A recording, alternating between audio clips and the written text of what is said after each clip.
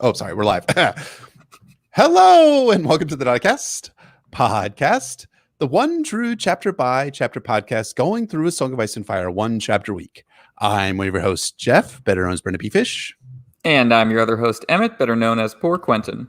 And welcome to the 114th episode of the Nauticast, titled The Fiery Ladder, an analysis of A Clash of Kings, Daenerys III, in which Dany acquires a bunch of weird treasure, uses it to bribe a bunch of bored aristocrats with no results, and then watches a trippy magic show. Man, is this like an average Saturday night for you, Emmett? Maybe in my 20s, but now in my 30s at the end of my life. No, this is still pretty much what I'm doing. Yeah, you nailed it, Jeff. Well, thank you. I appreciate that. So, as always, this episode is brought to you by our small council, our Hand of the King Wolfman Zach, Grand Maester Timbob, Lord Commander of the Kingsguard Mark N, Lord Travis, Master of Ships and War of the Waves, Sir Keith J, Master of Whisperers, Lord Phil the Merciful, Master of Laws, Archmaester June, Heal of the Lesser Poxes, Ragged Michael, Ward of the North, Nelson the Hammer, Prince of Dragonscone, Scarlet the Other Red Woman and Mistress of Whisperers, Lord Micah, Ward of the West, the Kraken's Bane, Lord James, the Gem that was promised, the High Bearded Priest, Lord Jake, Assistant to the Hand of the King, Lady Zena Valyrian, Hedrigal, Captain of the Airship Arrogance, His Grace's High Inquisitor, Sir Frank B., Sir Jasper the Cruel, the King's Justice, Lawrence, Prince of Dorne, Kelly, one of the Eastern Mistress of Old Bay of Crabs, Steve the Steadfast, Master of Hounds, the Blue Winter Rose, Knight of High Garden, Lady Stephanie, Lord Anonymous, Lord Carlos, Lord Andrew the Restless, the Priest of the Drowned God, the King's Cook, Noli Oli, Master of Cannoli, Sir Sorcedelica, Prince Matthew Faust Targaryen, Proud, Soy Boy of Summerhall, Defender of the Fifth Book, and Swing Dancer with Dragons, Sir K.W. Dent, Elsie the Blackwood Guard, and Batman of the Seven Kingdoms, Lord Penchant for Nostalgia, Queer Alex, Rainbow Commander of the Ladies and Gentle Thems, Lord Quint Esquire, Master of absolutely positively not serving as a spy for several unnamed high lords and ladies in order to further the secret Black Fire style conspiracy to overthrow the oppressive small council. Haldiver, the waiter for T-Wow, A.A. Ron Dampere, Prophet of the Forsaken and High Priest of Euron Crozai, Lieutenant Glenn, Lord of H-Town, Veneris of House Colgarian, the First for Dame, Princess of Dragonstone, Mistress of Art, the Overworked, Queen of the Pencils, the Eraser in the First Draft, Queen of Monochrome, Devotee the Great Game of Thrones, Portress of the Realm, Lady Realist of the Seven Kingdoms, Blender Paints, and Maker of Drawings, Shamal the Slayer, Lord Adam T, Lady Alexandra of Tarth, Sir Christoph Logos, Bloody Scorpion, the Red Field, Defender of the Letter of Kin, and the Wolverine of House Corgo. Lady Elizabeth, Mistress of Horse-Faced Lesbians, Sir Josh Snow, Bastard Bounty Hunter of the North, Surveyor, Chief of Parties of the Frozen Wastes, Lord Peter, Lady Ashley, Lady Raj, Mistress of Horse, the Dead Shepherd Reborn, Preacher of the Poor Fellows, Marshal Harrison, absent, shipwrecked at the Jade Sea, Grave Rob Stark, the Cadaver King and Horror of Harrenhal, Lord George, sorry, God, I can't do this again. Lord George, sorry, I'll just have to get off my chest. I feel if I don't come out and say it, I'll check it out again. So here goes. I actually find Quaithe to be a wonderful character in Qarth. It's probably my favorite location in the whole series. I've just been too afraid to admit it out of fear that what my co-host would think of me. I feel relieved to finally admit it. Anyway, what was I? Oh yeah, Lord George R.R. Michael. And finally, Sir Tim, the knight who is guided by voices. Thank you to counselors very much. Thank you as always to all our counselors, and that whole Quaithe speech we make you do is perfectly relevant for this episode. It's just such perfect timing, really. The last time that Quaithe ever appears in person, the narrative is the time I get to do that speech. And I guess I could just keep doing it for forever, for the next like 230 chapters of A Song of Ice and Fire.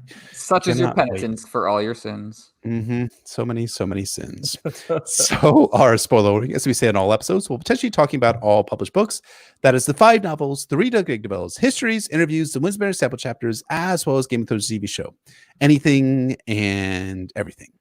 So before we actually get to this week's questions, we wanted to shout out our friends at the relatively new podcast called Unspun Yarn, which you can find on YouTube.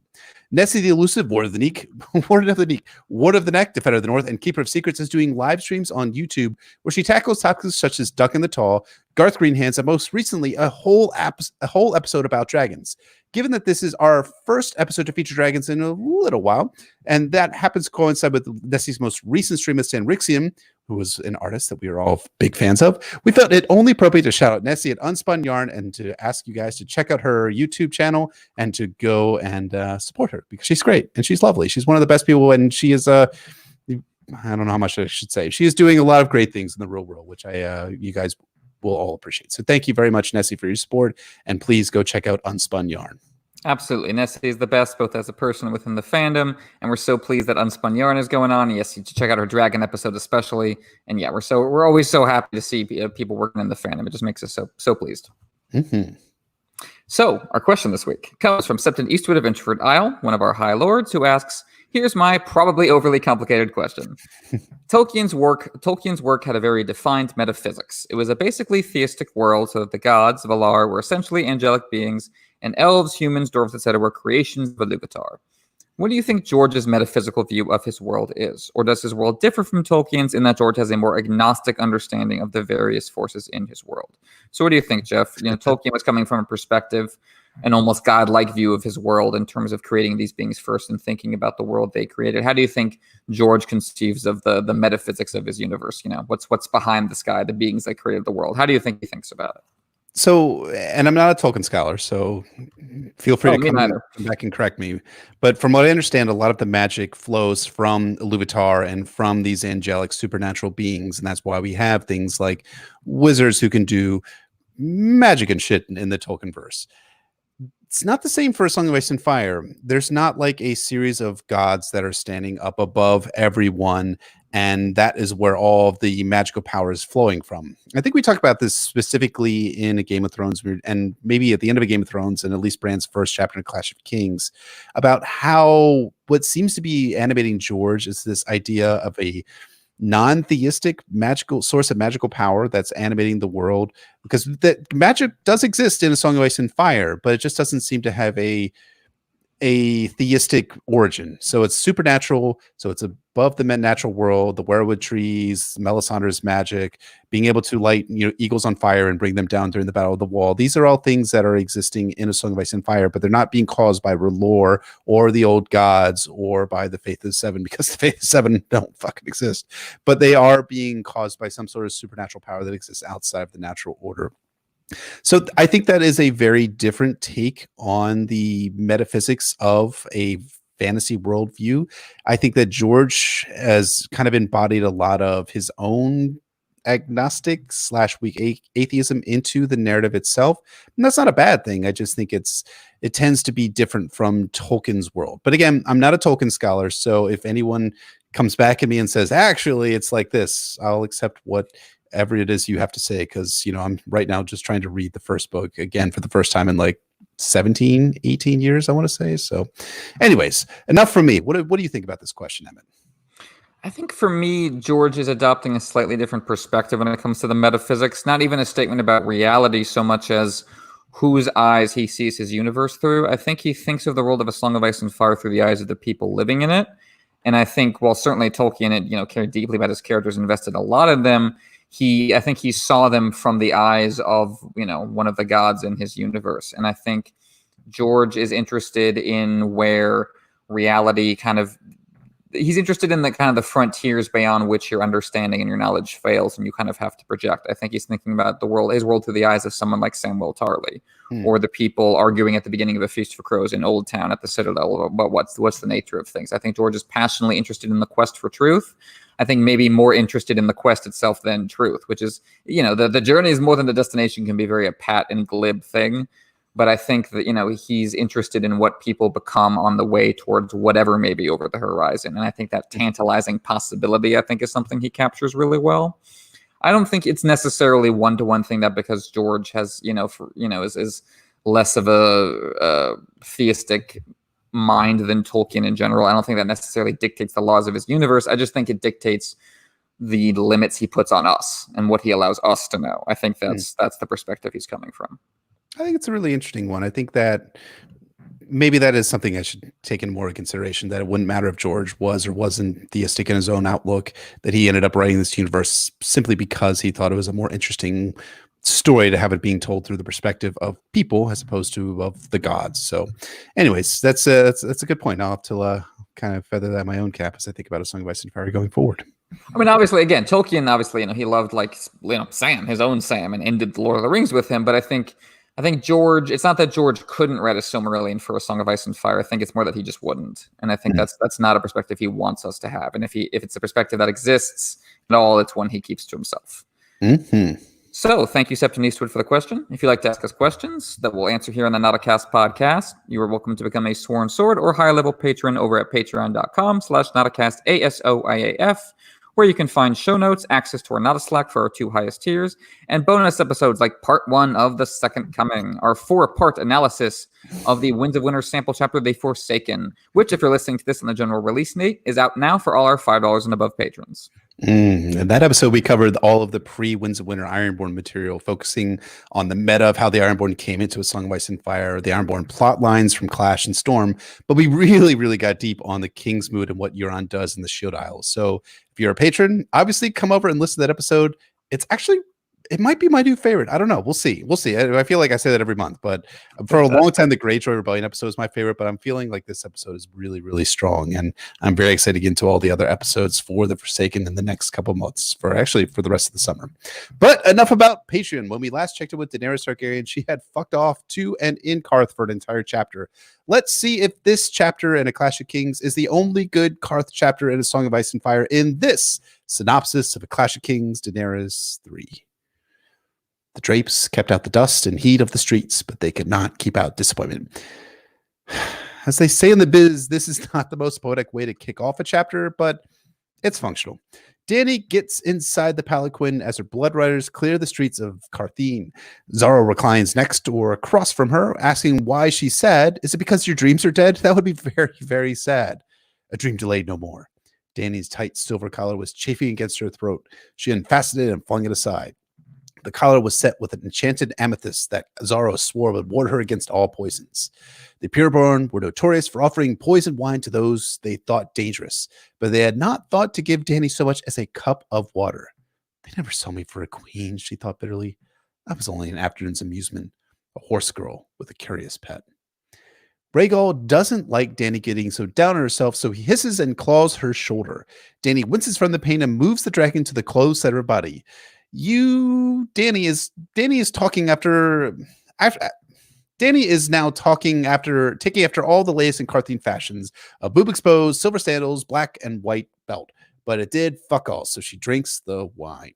Dany thinks about the ruling structure of Qarth. Pureborn command the ships and guards. She wanted that fleet and some of those soldiers, and she did all the right things, sacrifices and bribes primarily. And she'd even been invited to the Hall of 1,000 Thrones, only to find a bunch of pale-ass weirdos who didn't give a shit about anything. Wait.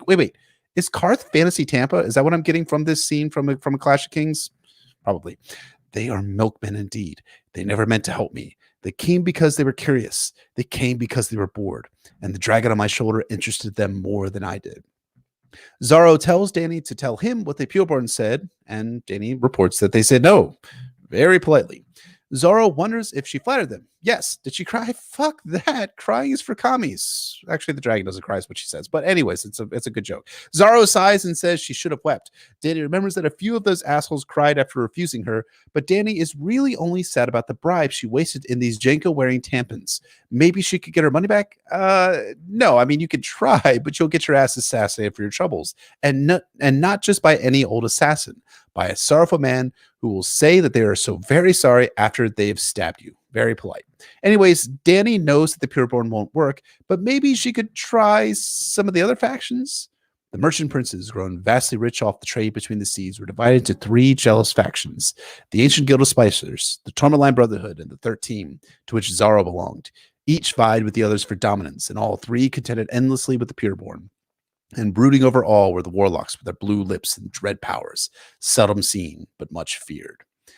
Are you extremely excited to learn more about the political structures of these guilds, brotherhoods, and the 13, how they operate, the detailed history of the feuds which they brought them to where they are today? Yeah. Well, too fucking bad. That's all you're ever going to know about them. Qarth, said like Kirk says, Khan from Star Trek. Dany is thankful for Xaro. He had devised a brilliant plan to con people into buying their way into seeing Dany and her dragons. And Dany had taken the things that those people left her, gifts and such, and sold them into the market. They gave her the money for the bribes which didn't fucking work. She did keep the crown, the 3-headed dragon crown that the Tourmaline Brotherhood gave to Dany, though. That was valuable for sentimental and symbolic reasons. When Viserys sold her mother's crown, it had driven him mad. And Dany did not want to end up at the same place as Viserys. I'm going to quickly tiptoe away past that for the moment and report that Dany thinks, I have something that Viserys never had. I have the dragons. The dragons are all the difference. Dany's blood riders snap at the people to move out of the way, and Dany thinks of Jorah, who was opposed to this attempt to win the Pureborn over. He was right, which I just fucking hate when Jorah is right about something in the narrative. But Xaro is still in this palanquin with Dany, and he starts asking for her hand in marriage. They can go drink super awesome wines across the Jade Sea in his pleasure barge. No. Dany wants to travel to the Arbor to drink Lord Redwine's wines. Paxter will be very definitely in support of her with his worships, right? He'll be long dead before you even show up, Dany. Sorry about that.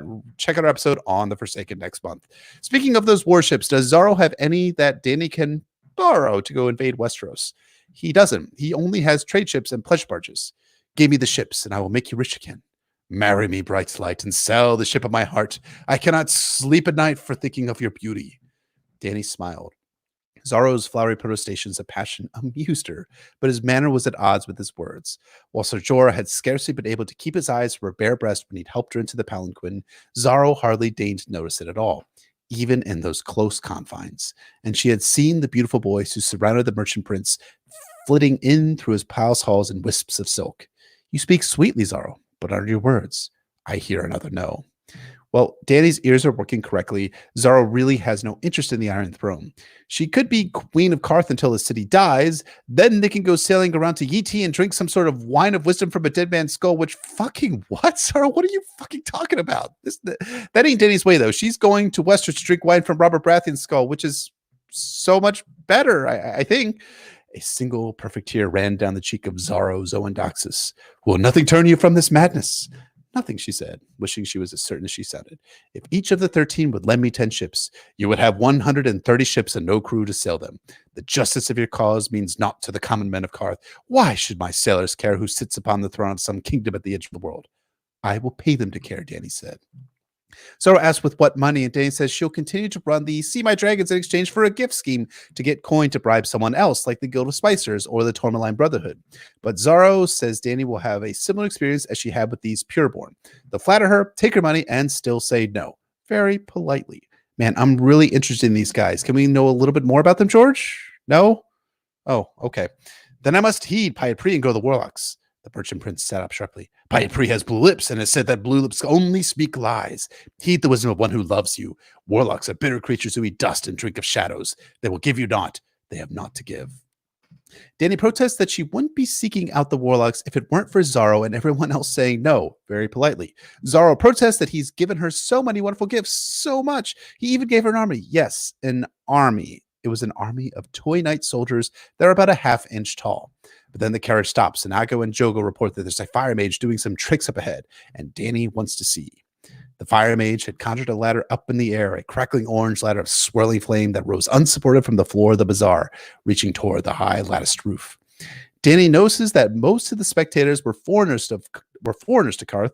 Jogo points out that one Qarthian girl was pickpocketing her way around the crowd, and Dany is well aware of this practice as she saw it growing up in the free cities.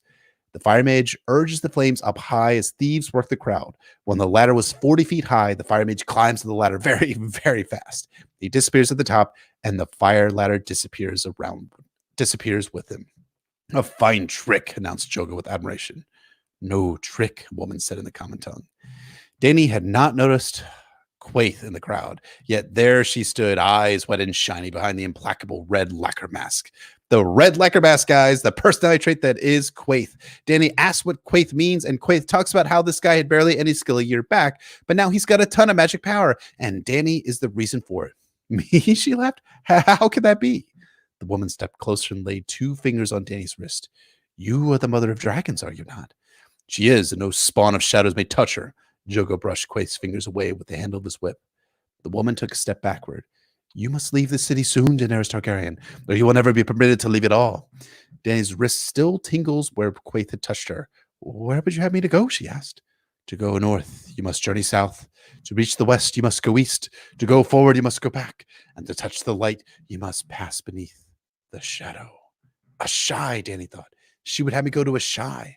Will the Ashai give me an army, she demanded? Will there be gold for me in a shy? Will there be ships? What is there in a shy that I will not find in Qarth? Truth, said the woman in the mask. And bowing, she faded back into the crowd. Ricaro, speaking for us, snorts with contempt at Quaithe and says not to trust her, and Ago agrees. Zaro, who is watching everything, also agrees with her Bloodrider's contempt. He then pushes more booze on her and attempts to talk about love and lifts all the way back to his manse. When they arrive back, Dany gets into more comfortable clothes, feeds her dragon some charred snake, which sounds kind of delicious if I'm being honest, and thinks about how her dragons are growing. But it would take years before they would be able to go to war to take back Westeros. Maybe. And she has no idea even how to train her dragon. Jorah shows up that evening asking what happened with the pureborn, and Dany tells them that they refused her. Mormont says that makes sense. They need to get out of Qarth and away from Zaro. Dany puts in that Zaro asked her to marry him again, and Jorah says he knows why. Dany jokes around saying that she's all about love and shit, but Jorah knows better. Forgive me, my queen, but it's your dragons he dreams of. Zaro assures me that in Qarth, man and woman each retain their own property after they are wed. The dragons are mine. She smiled as Drogon came hopping and flapping across the marble floor to crawl up to the cushion beside her. He tells it is true as far as it goes, but there's one thing he failed to mention. The Qartheen have a curious Western wedding custom, my queen. On the day of their union, a wife must ask a token of love from her husband. Whatsoever she desires of his worldly goods, he must grant, and he may ask the same of her. One thing only may be asked, but whatever it is named may not be denied. Zaro wants one of Dany's dragons, and if he had one, he would just rule Qarth, essentially. Anyhow, Dany tells Jorah about encountering Quaithe and how she told him to go to Asshai. Jorah thinks leaving Qarth is a splendid plan, but Asshai seems kind of like a bad spot to go. Instead, they should go east, really no spot in particular. I am half a world away from my kingdom even here. If I go any farther east, I may never find my way home to Westeros. Jorah warns that if Dany goes west, she's endangering herself, but Dany reminds Jorah that she has friends in the free cities, like Illyrio, right? But Illyrio doesn't seem like much of a friend to Jorah. He'd sell Dany off if he could. No, he wouldn't, Dany Perez. Yeah, he would, Jorah counters. He already did that once to Khal Drogo. Dany realizes that Jorah is right, but she doesn't like how fresh he was getting. She puts in a feeble defense of Illyrio that he protected Dany and Viserys because he believed in them. Yeah, no. Illyrio is only in it for Illyrio.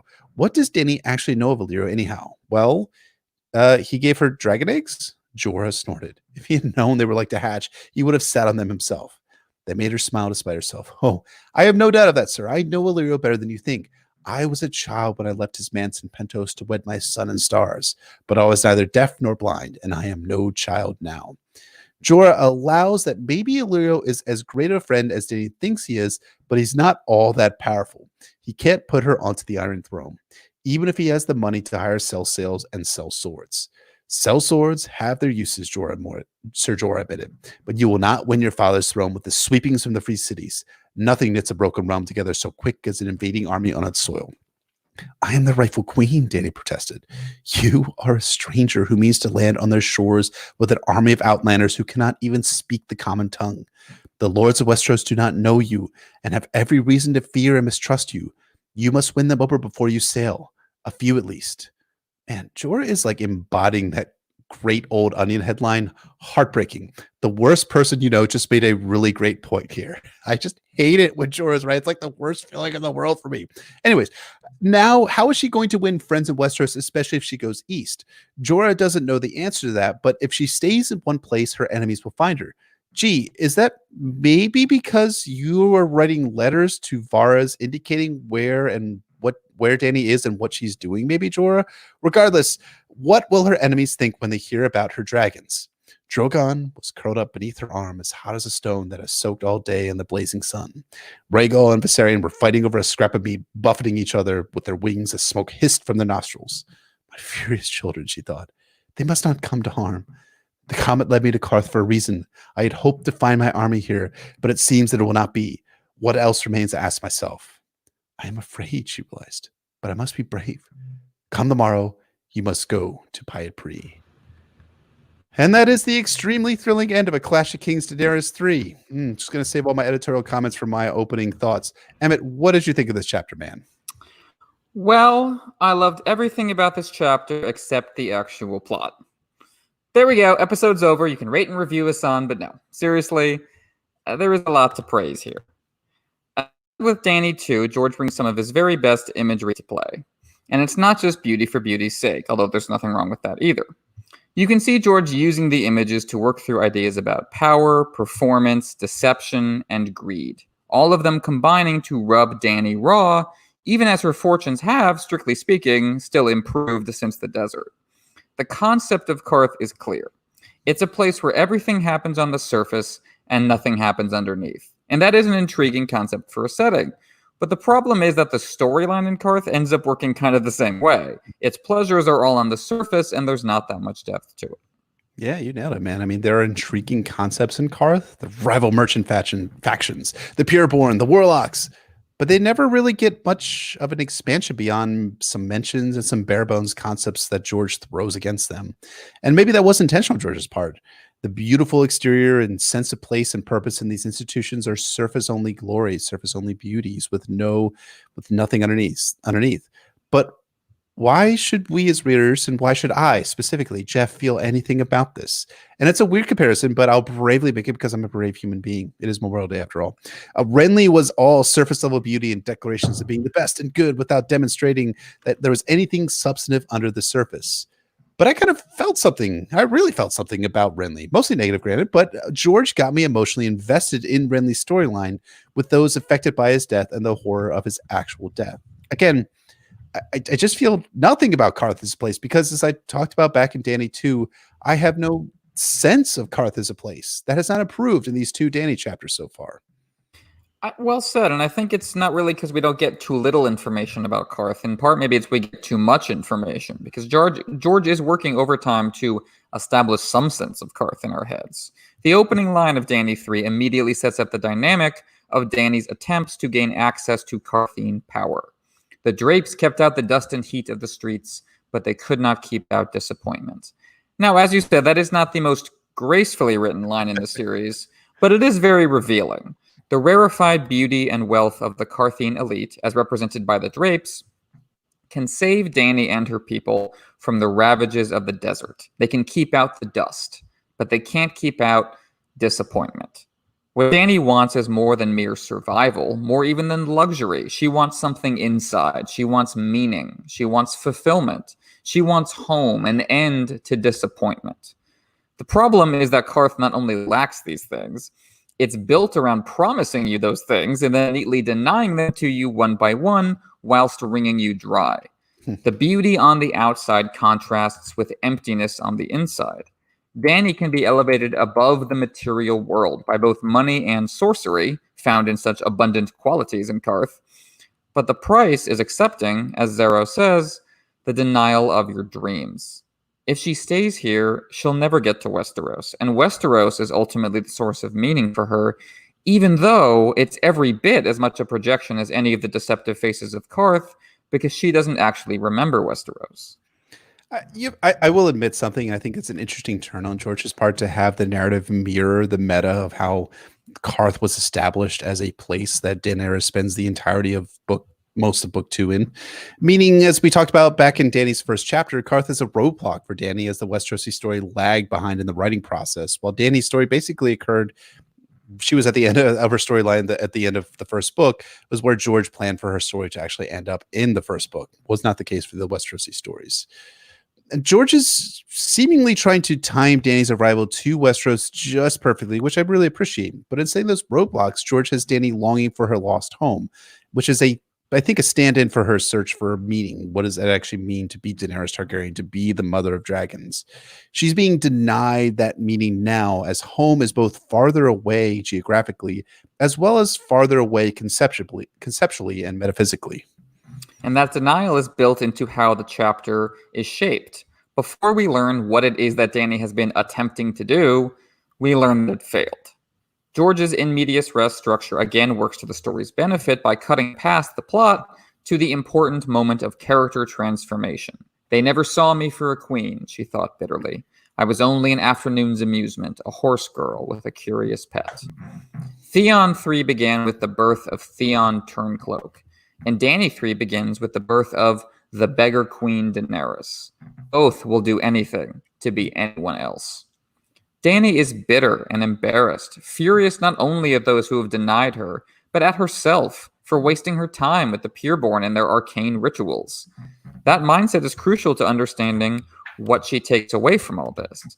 Instead of deciding that the only winning move is not to play, she decides she needs to cut through the Gordian knot, resolving the Byzantine nature of power.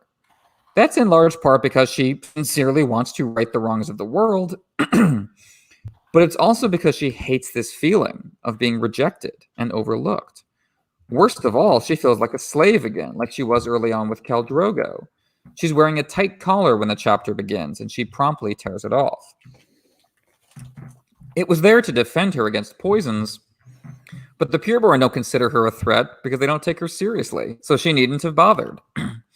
As such, it's just a collar. It's just a noose around her neck. A sorceress overcompensation with a death grip, which defines Qarth in a nutshell. Gradually, we learn what has actually happened here. Dany has made an attempt to bribe the Pureborn, who control the Qarthian military.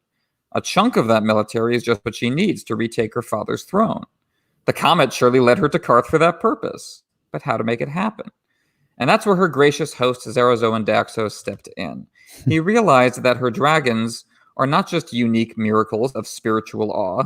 They are unique miracles of spiritual awe that people will pay through the nose to gawk at. Qarth is the center of the world, after all.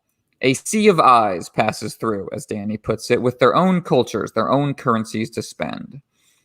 And it turns out what they all have in common is a fascination with dragons, and the mother of dragons as well. More and more of them come, bringing not only coin, but lace, saffron, dragonglass, animals, artistic and athletic performances, all the treasures of the world, everything displayed on Qarth's walls, everything she could potentially rule over. One lady even brings her sorceress husband's corpse covered in dried leaves, which that is just a wonderfully weird detail that George threw in there, but it also communicates some interesting ideas. You can see a parallel to Dany and Drogo, with the widow offering up the corpse of the husband to sorceress power. This time, however, it's in the context of the marketplace. As Dany said in Dany 2, everything in Qarth is for sale, including people, even dead people. No one is trying to bring this one back. Instead, people think you can get power out of the corpse itself. And this is a perfect metaphor for Qarth. It is a dead body inside the glittering shell of sorceress power. It's a dizzying rush of imagery, everything Dany is getting here. Qarth is the motherlode of fantasy itself, the source of all the memorably sensuous visuals that George said defined the genre. I mean, you get the sense that there's a religious awe to the dragons, which really helpfully continues the narrative from the end of A Game of Thrones of Dany as the mother of dragons, as Dany as a religious figure. The dragons almost serve as kind of like relics, right? If you remember relics from medieval history, they were things like the True Cross, the Cup of Christ, the Ark of the Covenant, or dragons, or maybe not even medieval times, Indiana Jones, or dragons in Dany's case. The messianism inherent within Daenerys Targaryen is something that really sometimes gets forgotten because we see most of her actions through her point of view chapter, and she's a very human person with very real human struggles and issues. But people laying offerings in front of Daenerys, bringing their dead to her in hopes of Dany performing a Lazarus type miracle, shows how others view the mother of dragons. But as was often the case in Western and Eastern medieval Christianity, there was always those who exploited the religious reverence of the faithful to make a quick buck. Very good metaphor. And you have to, in both the question of a religious context and in Qarth, you have to question where the money all goes. What was it being spent for? It passes right through Dany's fingers. She brought these people to Qarth, but the money ends up serving the elites. We get another gorgeous flood of imagery as Dany goes through all the Byzantine rules you have to follow to get an audience with those elites, the Pureborn. She made the traditional sacrifice in the Temple of Memory, offered the traditional bribe to the Keeper of the Long List, sent the traditional persimmon to the opener of the door, and finally received the traditional blue silk slippers, summoning her to the Hall of 1,000 Thrones. The details are so specific, it feels more like a Star Trek planet than any place real. It's all the local rituals you, as Captain Picard or Kirk, have to take part in if you want to conduct diplomacy. Persimmons, the slippers, the sacrifice. Dany is wearing a Qarthine robe so as to not look like a Dothraki. This is Dany trying to fit in, to play by the rules of Qarth. And what does she get for it? She is very politely robbed blind. They take her money and give her nothing. She's been conned and there's nothing she can do about it. If she tries, she'll be killed. The pureborn don't care about guest right. Why would they flinch from committing murder to hold on to their ill-gotten money? And I guarantee the pureborn's ancestors got into power by acting the same way. The rich don't get that way by playing fair. Fraud, embezzlement, and killings to cover up said fraud and embezzlement are the tools of the trade at the top of any economic system, past, present, and in all likelihood future. They sit atop their impossibly beautiful and intricate thrones, the pureborn do, each studded with priceless gems, a wave of color and light that can make you weep to behold it, a religious sight like you were saying about Dany and her dragons. But the pureborn are just sitting there, bored, listless, dead inside, like the corpse of the sorcerer covered with beautiful leaves. That's what Qarth is, a well-appointed tomb, a sarcophagus city where you get everything you ever wanted, and so you rot. This is George flipping you the coin and showing you the dark side of fantasy. It's a beautiful image, but the image cannot sustain you. If all you do is lock yourself away with beauty and money, you'll calcify. Qarth is like a city of Howard Hugheses. I love that. Yeah. I mean, for all of like the overt religious and mystical aspects of Dany, she's still an outsider and still a foreigner to Qarth. And as you're pointing out, that actually goes beyond her actual status as a outsider and foreigner. She's not among the wealthy elite of Qarth, and that barrier separates her more than her status as a Targaryen and non-descendant of the Quaithe, the ancient people who the Qarthine descend from. And I'm really going to butcher this one, but there was an essay I read a number of years ago, and I can't remember the title or even who wrote it. But the point of the essay was that as a member of the elite, you could fly the world from New York to London to Singapore to Paris and be part of the same class of people, speak the same language, have the same customs, belief structures, and you would basically be the same regardless of your skin color or your idea of being a foreigner in these lands. That's really true for the pureborn of Qarth, and they're the same as the great masters of Meereen, to the old blood of old Volantis, the aristocracy of Westeros. And Dany, despite being the mother of dragons, despite doing a literal miracle, is an outsider to all this, for now. But from that outsider status, we start to see where the groundswell of Dany's support in Storm onwards will come from. It's not the elite who are joining with Dany in mass in Slaver's Bay. It's the same underclass of people who come to pay homage and religious devotion to her in Qarth, who become her children in Slaver's Bay, and they become the bedrock of her support going forward. So this is basically the precursor for things that will occur in Slaver's Bay. It helps us to understand the groundswell of support that Dany is going to receive in Slaver's Bay. It's not just that Dany liberated them. She has actually lived their lifestyle and is now operating as a savior from that lifestyle for many of these people in Slaver's Bay, and seems to be representing that to some of these people coming to her in Qarth. You know, the history of the world is the history of class struggles, and whether or not you believe it or not, I think you can see that reflected in this part of the story. As you were saying, there are these connections among these far-flung different nations and cities that are brought together by power and understanding of how power works that keeps each other in power and keeps a lot of other people below them. And Dany is a challenge to that, even when she's trying to play by the rules, which is, of course, going to lead her to the conclusion that maybe she should stop playing by the rules. And Dany's guide through all of this is her host, Zerazoan Daxos, a rich and powerful man who desires to be more rich and powerful still, as they tend to. I say guide, but it's unclear as to what extent Zero is actually helping Dany out here. That obscurity is intentional on George's part, of course. Qarth is an endless series of false faces, false starts, false words leading nowhere. Only the insiders know what's up, and they're not sharing. Sometimes this Byzantine obscurity can seem too obscure. We're not given any information to differentiate the Tourmaline Brotherhood from the ancient Guild of Spicers. Now, the latter feel like a Dune reference, but while Dune definitely has its share of complex politics, maybe overly complex politics, those factions do eventually pay off. Like at the end of the first book, when Paul makes clear, hey, really the Spicing Guild runs this whole place because they're the ones who control, interplanetary, interstellar travel. That's what holds this whole polity together. You know, they need the spice. I control the spice. Ergo, I'm actually in charge. So you see all those factions kind of coming together. But it's not really happening here. You know, I did find myself appreciating Zerozax and Zerozo and Daxos more this time through. George does a good job filtering all the themes through this character. When we first see Zero and Dany in Dany 3, he's asking if Dany has given up on her dream of Westeros, and he pours wine with a steady hand despite the jostling. Right away, we get a sense of how Zero fits smoothly into the rapturous projected dream world of Qarth and how he's trying to lure Dany in.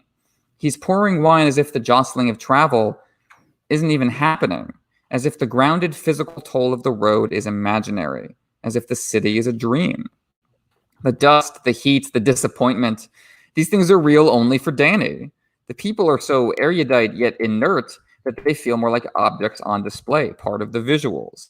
As Dany puts it, Qarth is full of stone cows. It's a world where the things you need, the foundations of life, the lived reality, is an inaccessible fake. That dovetails with Dany's own story. Everything she wants is so clear, but always just out of reach. A mirage like the red comet, leading her on and on forever. It also represents how Dany keeps coming close to culturally fitting in wherever she goes, but not quite. Only the dragons forge the bridge, for better or worse. Dany can almost grasp how Qarth works. She can almost figure out what Zero is up to. She can almost get her army, her navy, her treasury, everything she needs, but not quite. And almost getting what you want can feel far worse than if you never got close at all. Dany knows that's what happened to Viserys. That it's not just that they were beggars, it's that they were, quote, splendid beggars. That was the problem. That contradiction ate away at Viserys, a self-image that did not line up with reality. As such, there is a real ambiguity to Dany holding on to that crown when she gives up all else to bribe the pureborn. On one hand, it's a statement of identity and purpose, an implied endgame that supersedes all the BS shell games of Qarth. Whatever else happens here, Dany is saying, I am going to where I am queen, and that is not here. That is in Westeros. This is a pit stop. This is a seed from which I grow. Yet on the other hand, as she realizes, keeping the crown doesn't materially change her fortunes. The symbol is not the thing. The map is not the land, as Jon will tell Stannis. While the crown is central to Dany's shadow on a wall, convincing herself and her followers that she is a queen in fact as well as in name, it also weighs her down, figuratively as well as literally, reminding her of how far she has to go to make that reality. It has the potential to inspire her to great heights, but also to make her bitter and resentful, to make her care more about legitimizing that crown than anything else. What is a crown but the one ring set on fire, after all? Viserys was literally killed by a golden crown of sorts that turned out to be out of his control after all. In contrast to this crown and all it stands for is the temptation Dany feels to return to Vaes Toloro, the city of bones from Dany 1, and make the dead city bloom, as she puts it. I think that's what really moving on from the bloody and bitter past would look like, not the material rewards of Qarth, not even the crown itself. But Dany can't do that, even though the example of Viserys kind of suggests that she should. Why? Because unlike Viserys, she has dragons. That is her great glory and her great tragedy. Now, Zero doesn't want her to retreat to Vaes Toloro, nor don the crown of Westeros. He wants her to stay in Qarth. The side quest should be your destination, Dany. The comet brought you here not so you could get the raw materials for your destiny in Westeros. The comet brought you here because this is your destiny. Give up that dream, that fire raging within you, and become one of the beautifully decorated corpses who preside over the pitch-perfect pocket universe of Qarth.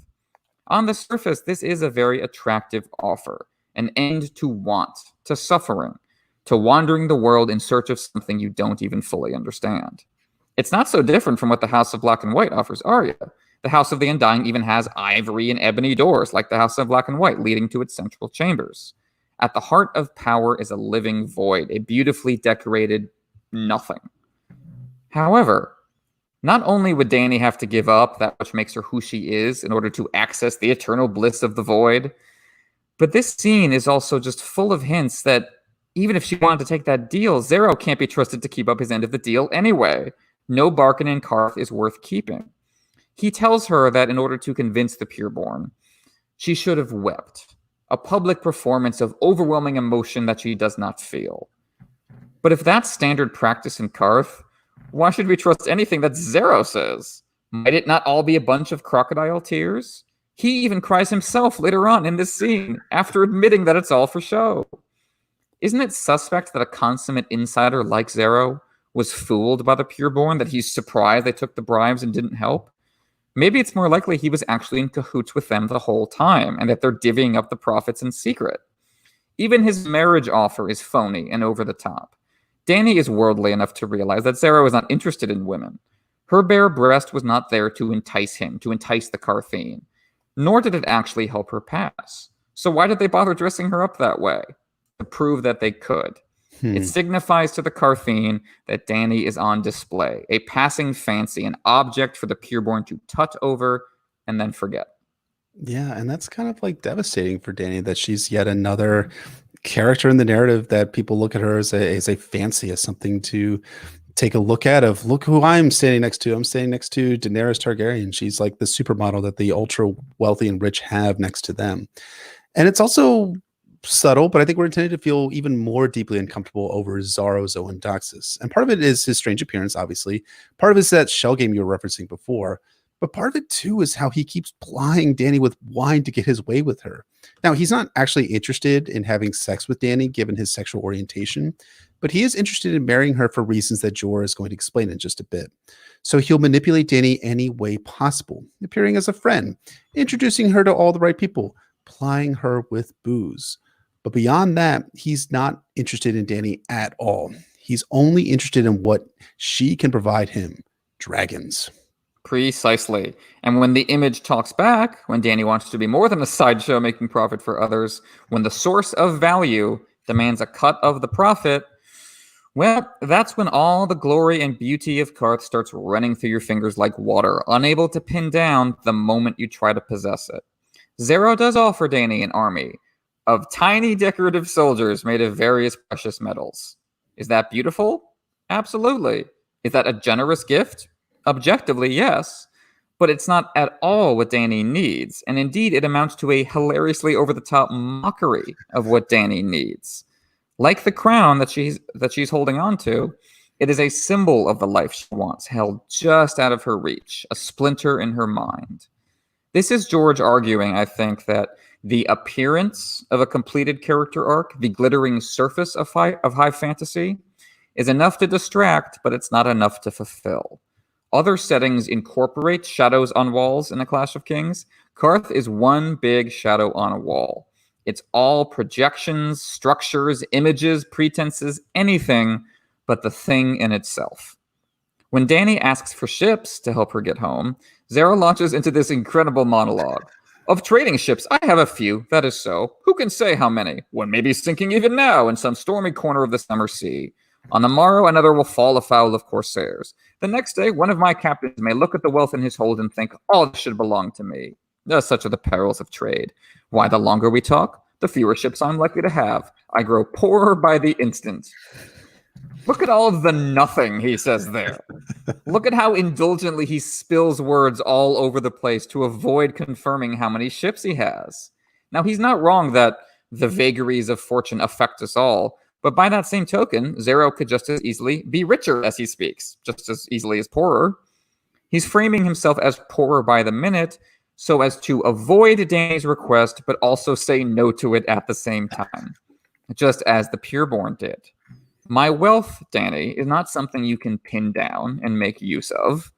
It's something in the air, in my books, in my projected ideal of myself. And this resonates today as well in our modern systems of wealth. This is often how it seems to work. Xaro is just jerking Dany around, escorting her around a gleaming Ouroboros of money and fancy words, waiting for her to run out of momentum and be stuck. I love the detail that Rhaegal notices that the wine is of middling quality and hisses at it. Like Qarth can't even taste good. It can't even offer you the fulfillment of the sensuous, orgiastic ideal it embodies. That's supposed to be what it gives you in exchange for giving everything up, and it can't even do that. You'll get nothing out of this place, Dany, and you'll especially get nothing out of this slippery character. The only thing that makes Xaro sit up and take notice is the threat of the warlocks, because unlike him, they play this game for keeps.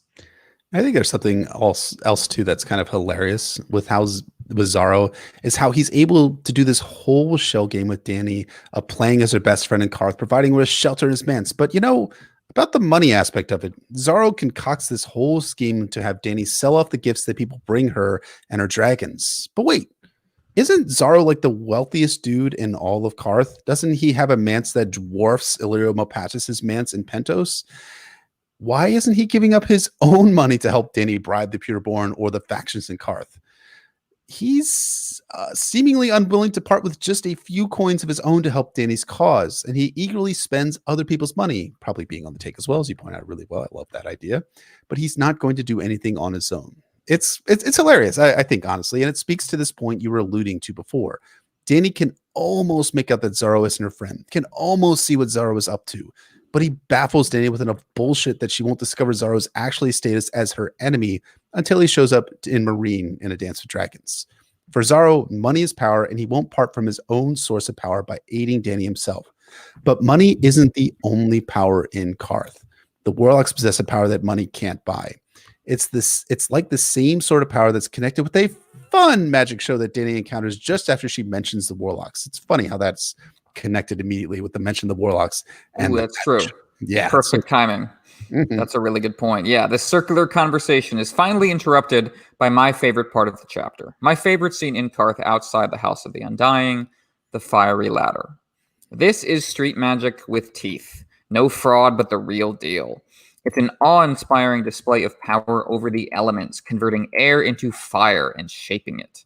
It allows the magician himself to climb higher than anyone below him, forcing even the very powerful to crane their necks upward. And then he turns invisible. For sheer optics, this rivals the Shadow Baby in terms of the magic axe in A Clash of Kings. And according to Quaithe, Dany is responsible for this even being possible. Her miracles have spawned more miracles, a sign of how remarkable she is, how she could reshape the system potentially just by being. Yet while George focuses his narrative camera on the Shadow Babies as singular acts of spiritual horror, he zooms out on the fiery ladder to show you the con. No native Qartheen are here. It's only the tourists, only the outsiders like Dany and her people. That's because the natives know that the fiery ladder is a distraction, a shadow on a wall for the audience to project themselves into. The real work is being done where the audience is not looking. Their pockets. Cut purses in league with the mage are robbing everyone blind while pointing upwards at the fiery ladder to keep their marks distracted. That's what it all amounts to, George is saying. The magic, the miracle, the ability to break past our limited human awareness and walk among the stars, the ability to captivate a crowd with your art. It is all a scam to part you from your money, period. This is the end result of the intertwining political and magical expansions I've been talking about in A Clash of Kings. Political and magical power end up corrupting each other. What possible ideals and earnestness you could have in one is just ruined by the other. I like that explanation better than the one that I kind of got from the scene, because my takeaway is a bit less flattering to spiritually motivated people like myself. You get bamboozled by the spectacle of religion, the pretend power, while the money plate gets passed around church. But I think that's only part of George's argument. Yes, there are charlatans who use magic and religion to con a few bucks off the naive. But this is an important point. This is an important point. George is having an argument with himself as he wrestles with his own conflicting ideas about the ethereal. As George said, and I found this on Wikipedia, so you can go look it up yourself. I suppose I'm a lapsed Catholic. You would consider me an atheist or agnostic. I find religion and spirituality fascinating. I would like to believe that this isn't the end and there's something more, but I can't convince the rational part of me that makes any sense whatsoever. Part of George's fascination with religion and spirituality can be felt when we did Catelyn's fourth chapter in A Clash of Kings with the Sept, and Catelyn's memory of what high faith of the Seven worship was like in Riverrun. The imagery, the beauty, the rituals, they were all seemingly deeply affecting for George R. R. Martin as a youth, even if he came to believe that there was no substance behind it. But what's interesting here in Qarth is that there's something more than just beautiful visuals at work in what the Fire Mage is doing. So I think that is what makes this more interesting than simply being look at all the religious people being conned while the real smart people make money off of them. I think it's George trying to understand why cons work as well as they do, how they work on us. And part of what's so just bittersweet and awful about this is beauty itself, the thing that's supposed to be the core of truth, the thing we long for, can so easily be used against us. Beauty itself in the fiery ladder is part of the con. The con only works because the beauty is genuine and keeps you distracted. Beauty is the shining tip of the spear of power coming right at you. You're so captivated by the shine that you don't see the rest of the spear until it's too late. When you concentrate plentiful resources in the hands of very few people, forcing the majority into a ceaseless grind to survive, The very expressive tools that make us who we are, that make life worth living, are subordinate to money. Instead of artists, we are con artists. Not because we are irredeemable, but because cons are profitable. And we have made it impossible to survive without being profitable. It is not merely the individual soul that suffers corruption as a result, but the entire culture. Look at Qarth, an entire city of glittering beauty, utterly divorced from a genuine act of earnest emotion, of expression. To say that power corrupts is not to express resentful jealousy of the powerful, nor is it to assume they were just born evil. It is to say that even when you go in good, the fiery ladder burns you up, and then it vanishes, taking you along with it. All that's left behind in Qarth is the money you made, is the grist for the mill.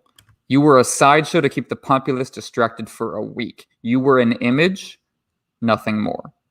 And Dany sits watching this, watching the fiery ladder unfold at a remove like an audience member, like us, beholding not only the spectacle, but the corruption behind the spectacle, yet is powerless to do anything about it.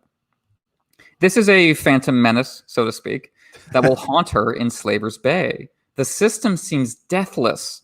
All your attempts to smash it just keep drawing you deeper into it. As Quaithe says, that man, that fire mage, he used to be a complete fraud. Now he's a genuine magician, a miracle worker thanks to Dany's miracle. But he's still just using it to rip people off. Has the world changed? Or has Dany just put power in service of the same old shit? Is this a confession on George's part? Is this how he feels on his worst days during the most difficult parts of his career? You know, Liza Arbor, aka Chloe Ketchum from Girls Gone Canon, mentioned in passing that Qarth feels like maybe George's take on Hollywood, on this place that just keeps promising you more than it can possibly deliver, a place that replaces religion in a way, what you were talking about, a place where we can kind of project everything through this shaft of light, but it always just falls apart. Dany inspired George to great literary heights, just as she inspired this mage in universe. A Song of Ice and Fire is George's own miraculous fiery ladder. But what if he vanishes at the top? Did his labors just ensure a preposterously corrupt entertainment industry would profit from him? And I think this reflects a larger growing trend of dread outside of the creative industries over the course of the late 20th century, that our fancy new technological tools weren't going to save us from who we are inside. They're just going to inflate our deep-seated needs to new heights, for better or worse. We're just going to climb higher and fall farther. That's the meaning of the fiery ladder, and it has ramifications for Dany and her dragons. I think this is George's ambiguity at its best, but a lot of it is filtered through Quaithe, who for me comes to represent ambiguity at its worst. After riding out to Veas Teloro to lay her eyes on the dragons, Quaithe apparently just fucked off and wandered away and let Zero shoot his shot with Dany for a while. And then she turns up here and now in this kind of interstitial moment and doesn't particularly insist that Dany do anything, and then she leaves. Cut, print it, that's a scene. Look, I understand that Quaithe fits the archetypal role of the soothsayer, the prophet witch, the sorceress influence who drifts in and out of the hero's mind's eye. There's a lot of precedent for this in stories of all kinds, but there is a passivity and a shapelessness to her role in all of this, which I think highlights the execution issues in Qarth that gets in the way of the genuinely interesting themes and imagery that we've been talking about. This is Quaithe's last appearance in the book. We never see other characters interact with her after this. She is only in Dany's head. What was the point of making her real in the first place? What's the relationship between her and the warlocks, given that they both use magic? Like Zero versus Piot, that's a clear dynamic, right? Money v sorcery. Here are your temptations, Dany. But Quaithe doubles down on the sorcery. What's different about listening to her versus listening to the warlocks? I want to draw our attention to Quaithe's big line here, because I think it perfectly summarizes what George was going for in Qarth and why it didn't quite work. As Quaithe says, "You must leave the city soon, Daenerys Targaryen, or you will never be permitted to leave it at all." That's a beautiful line in isolation. It's eerie, it's spooky, you can hear her whispering it. It clarifies Qarth as a trap, that it's catching flies with honey instead of vinegar. As I said earlier, it's a golden Ouroboros just taking you around. Everything in Qarth that could help Dany get home will remain behind glass, a con to separate her and everyone else from their money, funneling it upwards. If she stays to try to access that power anyway, she will slowly become absorbed into it, like a mortal eating the food of the fairy realm or wandering too deep into the Overlook Hotel. And I think you can see a metaphor for the seductive pull of power in general. If you don't leave the royal court soon, Daenerys Targaryen, if you don't leave Hollywood soon, if you don't leave Wall Street soon, you will never be permitted to leave at all, because power will corrupt you. Here's the problem. It's not actually true that if Dany doesn't leave soon, she'll never be permitted to leave Qarth at all. George doesn't write the story that way. The Pureborn don't give a shit if Dany stays or goes. The Tourmaline Brotherhood don't give a shit if Dany stays or goes. The Ancient Guild of Spicers does not give a shit if Dany stays or goes. Even Zero, who invested a lot of time and effort into becoming the father of dragons, just tells Dany to leave town at the end of this book in a hilariously petty series of letters. It's not very threatening. The only people who actively try to stop Dany from leaving Qarth violently are the warlocks, but only after she comes to them and it all goes wrong. That's not a pre-existing conspiracy that captures Dany in its fiendish web. That's a hole she falls into. Piat Pri, like Quaithe, apparently just gave up on Dany after she arrived in Qarth and allowed Zero to make his play for a dragon unhindered. In the show, warlocks kidnap Dany's dragons, luring her into a trap at the House of the Undying. In that context, Quaithe's warning might actually make some sense. But in the books, if Dany goes, fuck it, I'm out of here at any point, it really doesn't seem like anyone's going to stop her.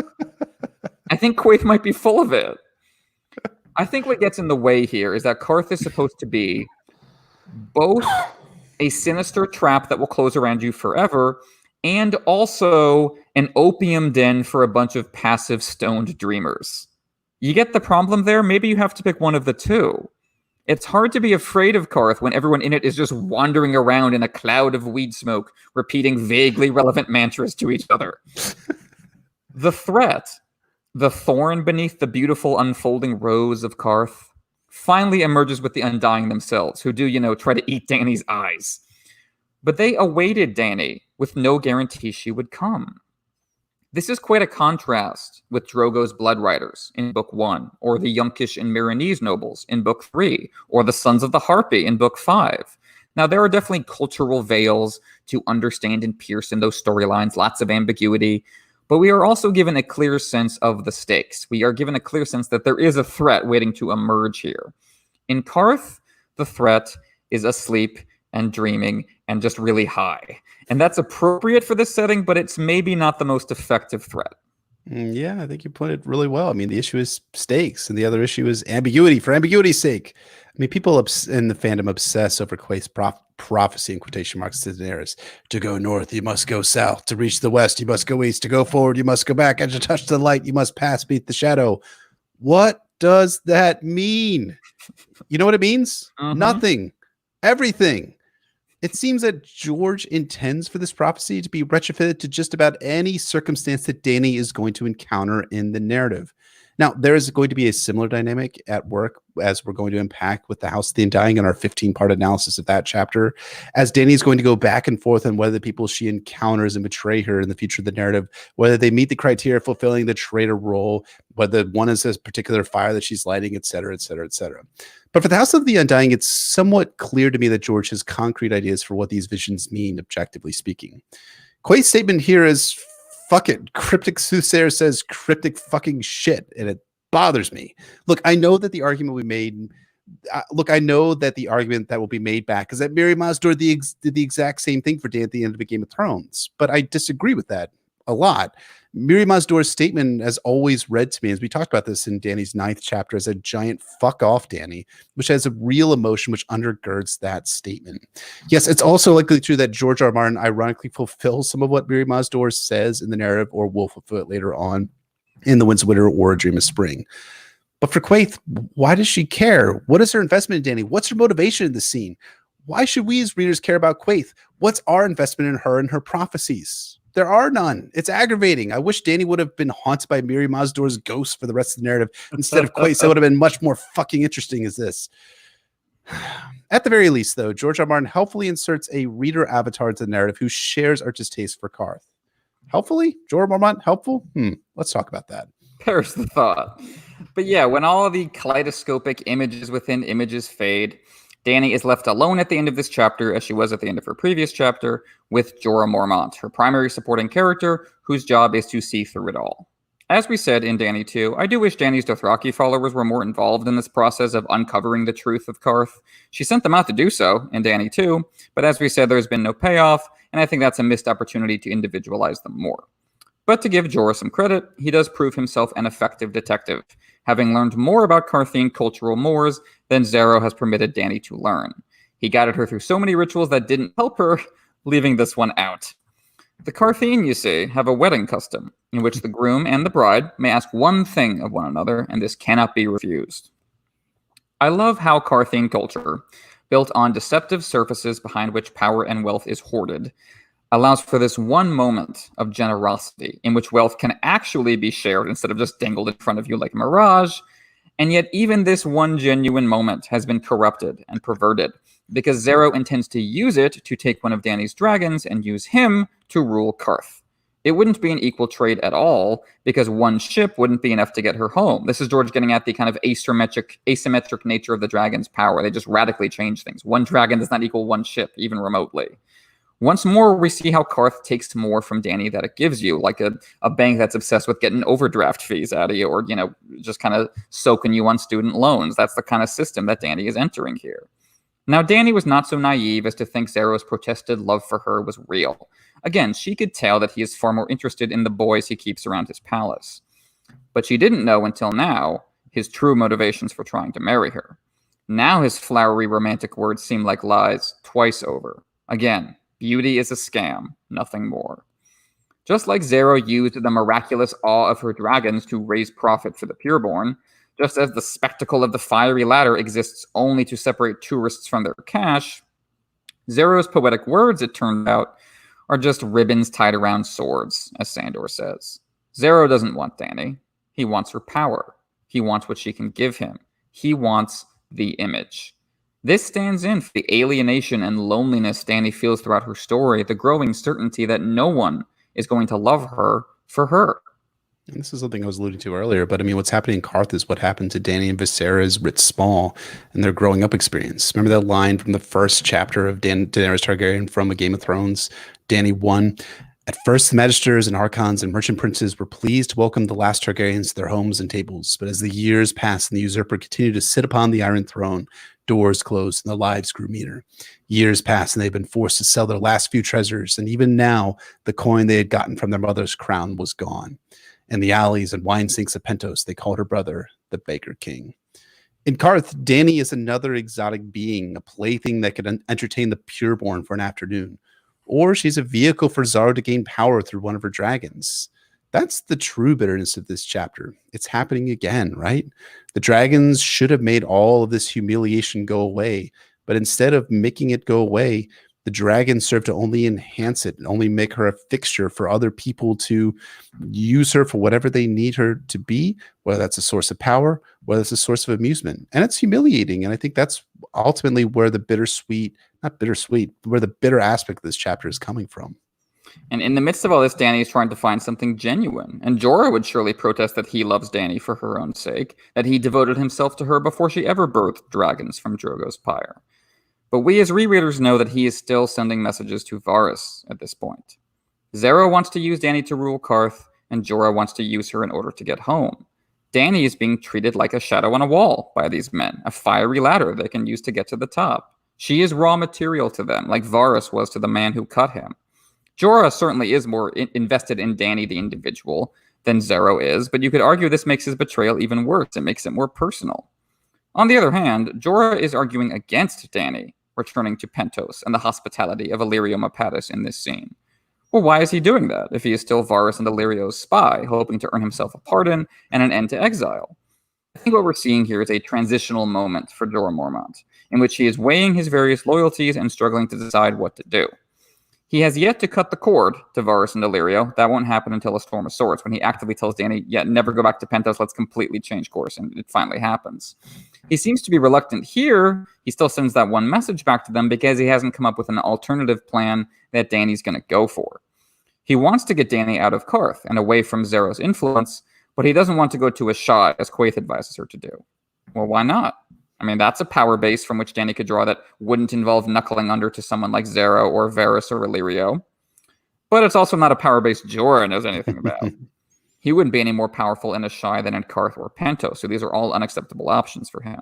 I mean, it's like Jorah's like a mini version of Varys here, which makes sense given that Jorah's a spy after all. I mean, he knows that his main value to Dany has been a guide for her journey. His value is informational, explaining Dothraki customs during a Game of Thrones, seeking out wisdom and knowledge here in Qarth, and A Storm of Swords telling her about the history of Astapor, Yunkai, and Meereen. But he has knowledge that Dany doesn't have, and that's his weapon, his only way to her heart, right? But what if Dany decides to go to a place where either A, Jorah won't be needed, like Pentos, or B, where he has no knowledge of, a shy? Ultimately, Jorah's counsel to Dany is not strictly intended to be for her benefit. It's for his. Exactly. Remember in Dany 1, when Dany realized that Jorah is falling for her, projecting his lost wife Lynesse onto her? I think that's ultimately what's driving Jorah here. He wants to be Dany's romantic partner, not just her guardian. But he doesn't feel like he has anything to offer her that would make her want the same. Jorah is not physically attractive. He knows that all too well. In terms of seductive charm, he can't match Zero, who's faking it, let alone Daario Naharis, who's not. Jorah is not a wealthy man. He's no longer a landed lord, and the only way he could be is to admit to Dany that he's been selling her out to Varys and Illyrio this whole time. This is exactly the same problem that befell Jorah with Lynesse when they got to Essos. All we need is love, he told himself. But it turns out in the real world, that's not true. It was easy for the Beatles to say that all we need is love. They had money and talent and fame. Jorah lacks all these things, and his rivals for Dany's hand and heart possess them all. The only way he stands a chance, he thinks, is to isolate Dany from all of them. Cut her off from all other men, all other sources of safety and happiness. That's why he wants to keep moving east. As long as we keep moving, as long as I keep Lynesse 2.0 from meeting her own merchant prince, I have a chance. So even though Jorah is right that neither Zero nor Illyrio can be trusted, even though it is probably a good idea for Dany to avoid a shy, Jorah does not have Dany's best interests in mind. He is trying to leave her no choice but his arms in multiple senses of the word. Jorah is not wrong that most Westerosi will see Dany as a foreign invader, and that this concern will only grow if she invades at the head of a sellsword army. But when Dany reasonably points out that however difficult such a task might be, it will only get more difficult if she goes east, Jorah has no response, which is him all but admitting that he doesn't really care if she ever takes the Iron Throne. So is he really that different from Zero in the end? They're both trying to distract her from what she really wants, hoping she will fulfill their own desires instead. Now, what Jorah wants, love and home, is more relatable, I think, than what Zero wants, which is just money and power. But they're both lying to Dany to get it. And Jorah is a total hypocrite when he says that Zero is a liar and Illyrio sold her to Drogo. Jorah is lying to Dany all the time. Jorah is selling her to a spy network as he speaks.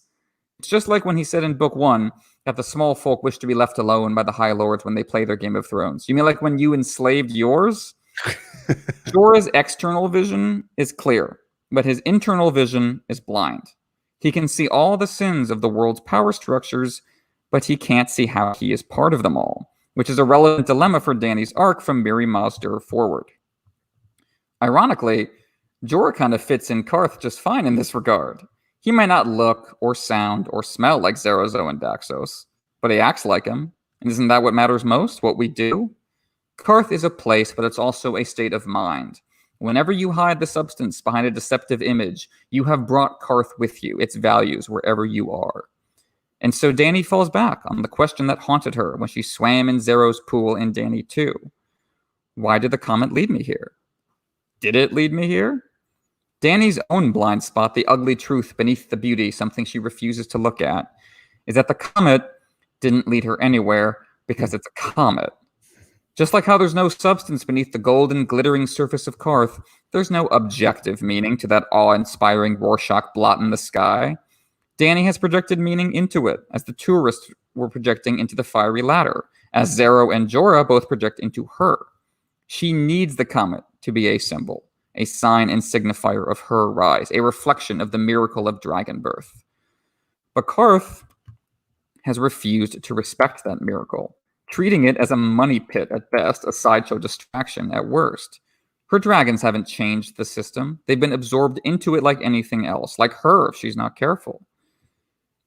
Dany, however, can't accept the idea that the universe is essentially random, with no one waiting behind the curtain.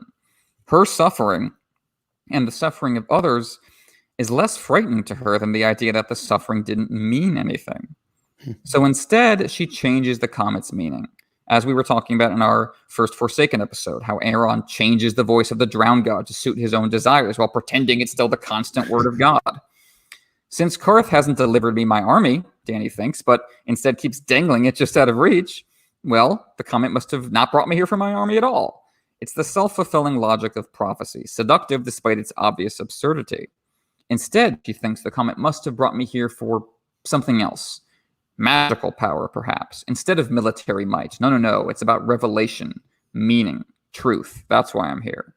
I mean, isn't Dany kind of like accidentally correct in that? Because as we're going to find out in the House of the Undying in the next chapter, she does find revelation, meaning, and truth in those things. Although at the same time, even as she's finding revelation, meaning, and truth, she's also finding continued ambiguity in the House of the Undying, and is, like, as I was referencing before, consistently being like, is this the treason for gold? Is this the treason for blood? Is this the fire I must light?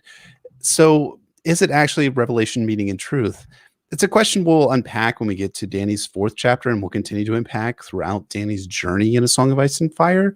But it does strike me that even though the comet's just a fucking comet, it did lead her to Qarth at some level, even if it wasn't like objectively at some level. George R. R. Martin had her go follow the comet in order for her to end up in the House of the Undying to get this great prophecy, which ends up beguiling the fandom and has beguiled the fandom since 1998.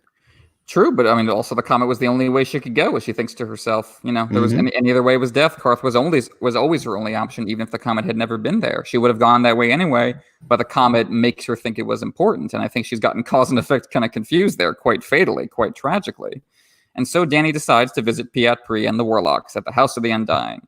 And that's good news for us, because the House of the Undying absolutely fucking rules. But I must confess, my excitement is once again tempered by the way in which George structures the Qarthian storyline. There is no urgency to Dany's decision to consult the Warlocks. She just shrugs and decides it's the next logical move. It's like a kid that's proceeding down the street at trick-or-treat and goes, that's the last house on the block. I guess we're going there next.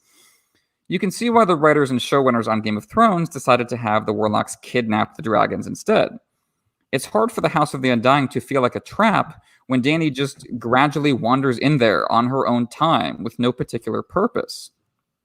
At least with Zero and the Pureborn, it's clear what Dany is trying to accomplish. But when we get to the House of the Undying, it feels like Dany is assuming there must be something up with these guys. Let's go see what it is. And that sensation that we might as well do this sensation is what saps the drama from Qarth for me. It's and then this storytelling instead of but then this, so then this, which is more of what we get from her on the Dothraki Sea or in Slaver's Bay. And as I've said, I can see how this approach fits the setting. It is a city built on beautiful stasis, so it does make sense for Dany to wander around in a daze, looking at stuff. George is trying to depict boredom. He is trying to show us that power and wealth aren't actually fulfilling, aren't actually interesting on their own. And if anything, he might have succeeded all too well. Yeah, he succeeds way too well with Qarth, and so we don't have a sense of urgency in the narrative itself. At the same time, when Dany actually does have power, when she finds that power and wealth in Slaver's Bay, she finds her own status to be similar to that of the Pureborn, of Zaro, Zoe, and Daxus, of all of these characters, as she thinks in her first chapter in A Dance with Dragons. The slippers the Butcher King had sent her had grown too uncomfortable. Dany kicked them off and sat with one foot tucked beneath her and the other swinging back and forth. It was not a very regal pose, but she was tired of being regal. The crown had given her a headache, and her buttocks had gone to sleep. This boredom with ruling and power and wealth, it's all going to lead to Dany's seduction to the dragon side of persona at the end of A Dance with Dragons, because she's going to find that war, violence is much more exciting then peace, which is tepid, boring, and stale. And I think this is what has happened with the Qartheen here. So I guess it's an interesting narrative turn to have Dany start to reflect some of what the Pureborn, some of what Xaro, Zoe, and Daxus experience in the narrative, even though it's not that interesting, even though boredom as a narrative turn is not that interesting by its own nature, I guess.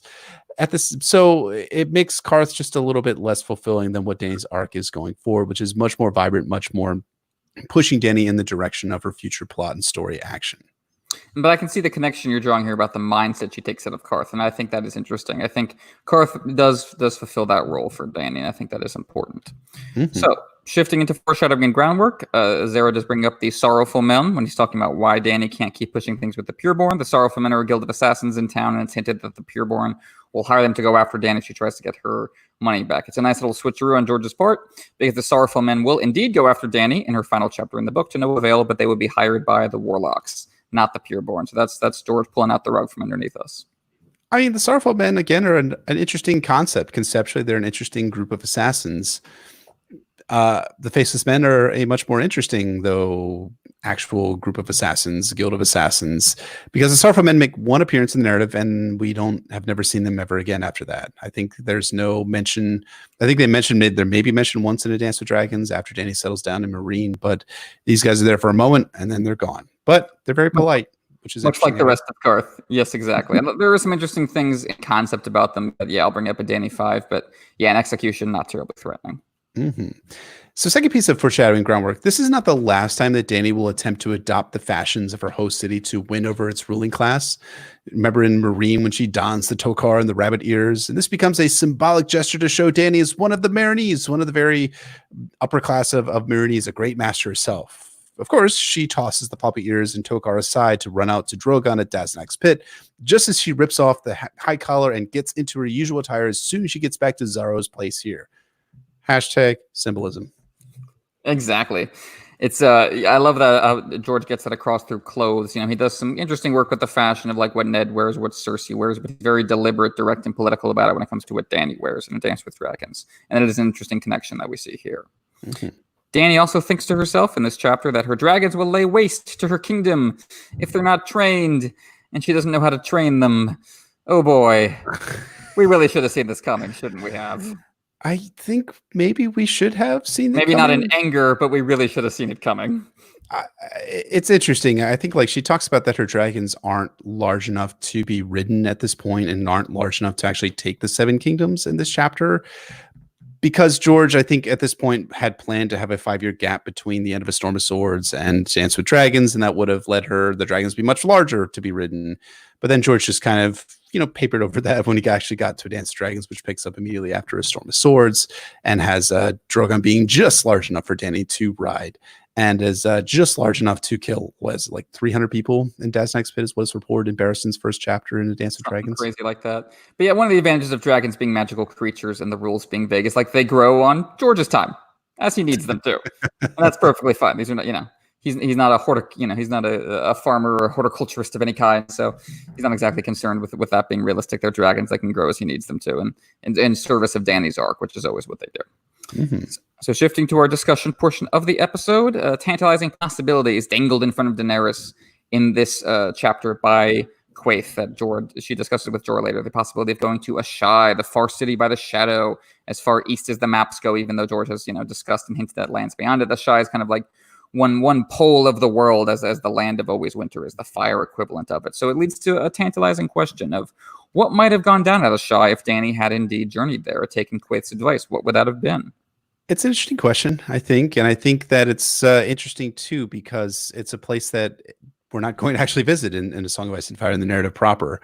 Because first things first, George might have thought about going to Ashai very early on in writing A Song of Ice and Fire. But in 2008, he stated definitively that we would only see Ashai in, quote, flashback and memory, if at all. And as for the venue for seeing Ashai in flashback, George R. Martin said in 2016 that Melisandre chapters in The Winds of Winter would have more information about Ashai. So that's likely going to be the vantage point that we're going to see Ashai in the future of the story. We saw a little bit of it in Melisandre's one chapter in A Dance with Dragons. As for why George R. R. Martin abandoned Dany going to Asshai, that potential plot line, I think an explanation might be that George very early on thought about Dany going to Westeros by circumventing the globe, doing the one thing that no one has ever done before. But then he ended up abandoning this in favor of Qarth, and I think more likely abandoned this in favor of the Slaver's Bay arc and of actually going westward. So, yeah, we're not going to go into Asshai in the narrative, but what might have happened if Dany had gone there? The question I have: do you think that George had all of the ideas about Asshai in mind that he ends up writing in the World of Ice and Fire, this place where people can't, there's no children in Asshai is being the big one, all these types of things. Would that have been an interesting dynamic for Dany to experience, being the mother of dragons, bringing her children to Asshai? I don't know if he had all the details worked out, but the idea of Asshai seems pretty clear, I think, from the start. Like I said, it's one of the poles of the world, one of the hinges of the world. It's the source of fire, so to speak, in the same way that the land of always winter, the lands beyond the wall, is the source of ice. And I think, as I've said before, I think I understand why George ultimately made that decision, but I think it's a missed opportunity because it is, the source of this insane metaphysical element and, metaphor for all these emotions of passion and anger that drive so much of the story. And it makes sense for us to go there, especially, as with Bran, if we're going farther north of the wall. Then again, a lot of Bran's visions and projections north of the wall are just that. They're not him really going there. Maybe that'll work well with Melisandre, kind of giving us dreams and flashbacks of Asshai. I could see that working really well. I think in terms of what it would have been like there, I think it, obviously would have been a creepy horror show. And I have to imagine that, Dany would be trying to get out with her soul intact in the same way that Arya tries to get out of Harrenhal with her soul intact. And in both cases, maybe it would have lingered a little bit in them. Like, this is, Asshai might have been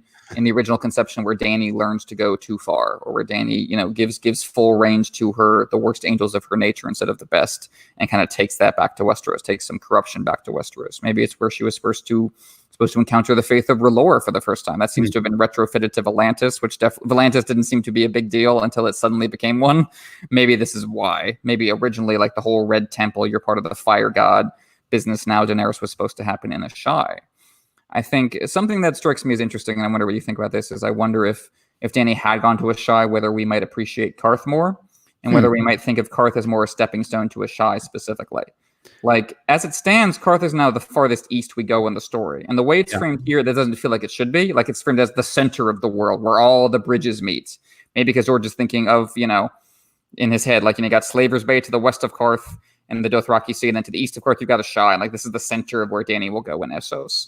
And maybe Qarth was supposed to feel like an in-between world, like you've got the political world of Slaver's Bay, the magical world of Asshai, and Qarth is where they meet. So do you think maybe Qarth would feel less dangling if it was supposed to be our bridge to Asshai? Yeah, I think that's a interesting idea, and I agree that Qarth would have been potentially more interesting because you have Dany's House of the Undying, which serves as one aspect of Dany being like, wow, there's all sorts of weird mystical stuff that is happening in Qarth, and that's only going to balloon into something that is even greater and more mystical when we get to Asshai. Right.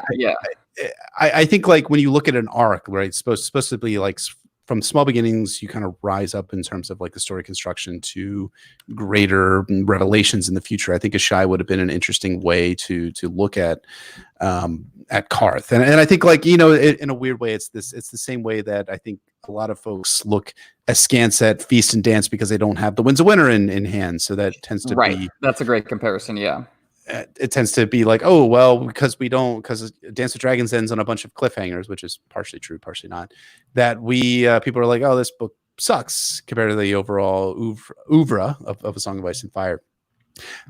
The thing about Qarth is that, and I had to look at a map to take a look at this, but I think it's closer to Asshai than it is to the Dothraki Sea and to Vaes Dothrak, if I'm not mistaken, because it's like right in the middle. I think it might be closer to Vaes Dothrak. I might be closer to Asshai than Vaes Dothrak. I think it might be closer to like the edge of the Dothraki Sea, but I'd have to like take out my like little ruler and measure between the two spots in the map. Absolutely. And George, of course, is not amazing when it comes to doing some of the geographical aspects of it.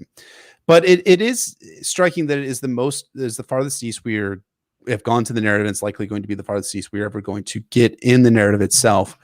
But it is still somewhat disappointing of a place and of a spot just simply for all the reasons we've been saying in the main episode itself. So would a shy have been actually interesting and cool? It could have been.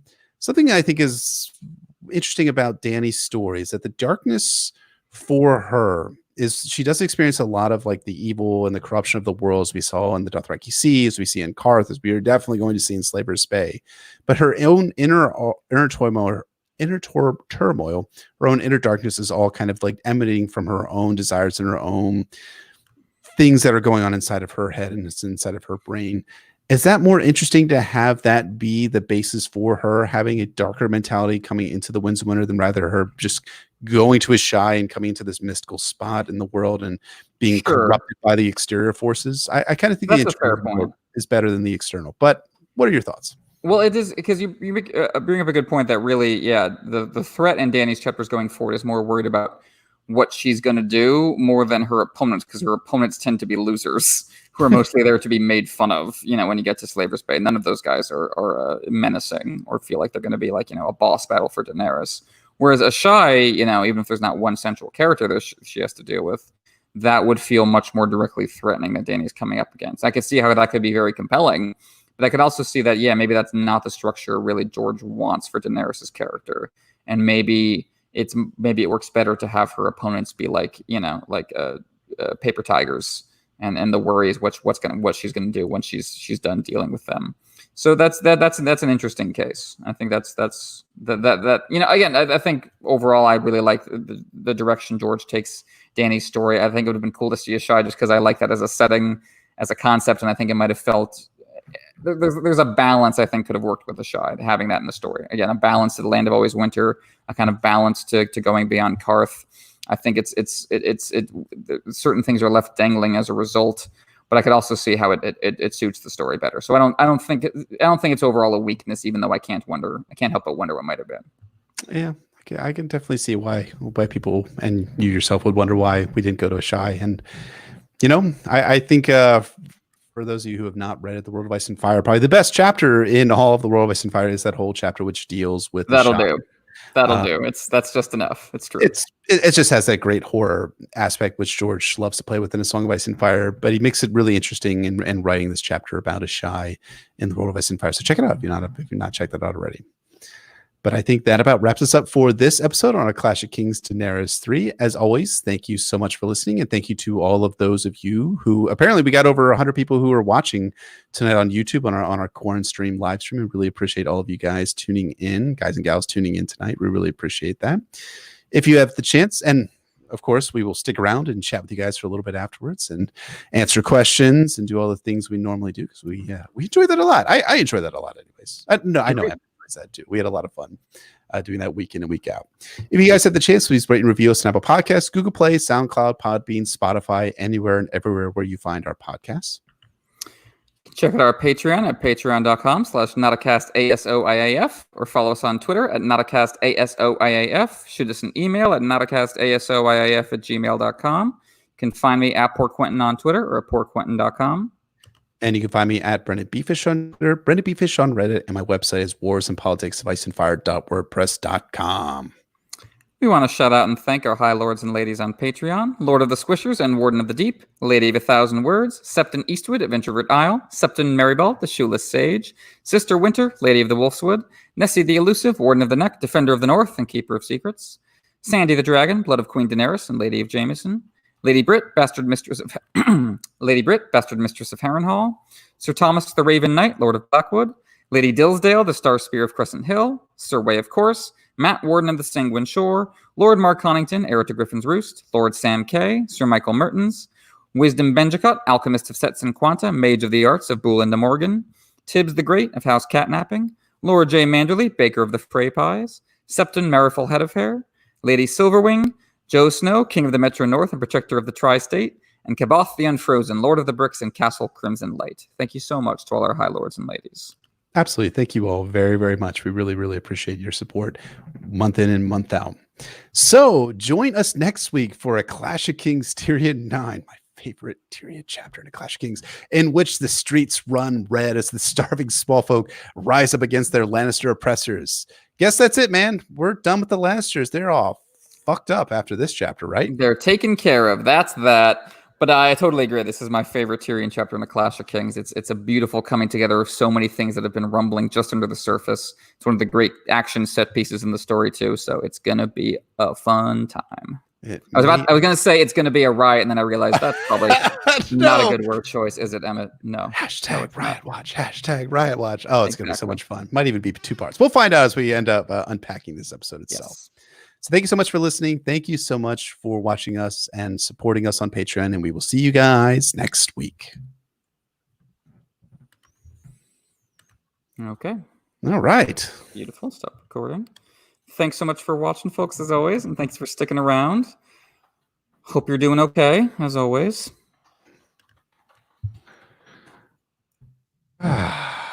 Yes. This chapter, man. Like, how would you improve Qarth? I'll ask the first question. Did we talk about this in Dany 2, right? I think we talked about it. I think Euron was my solution. Right.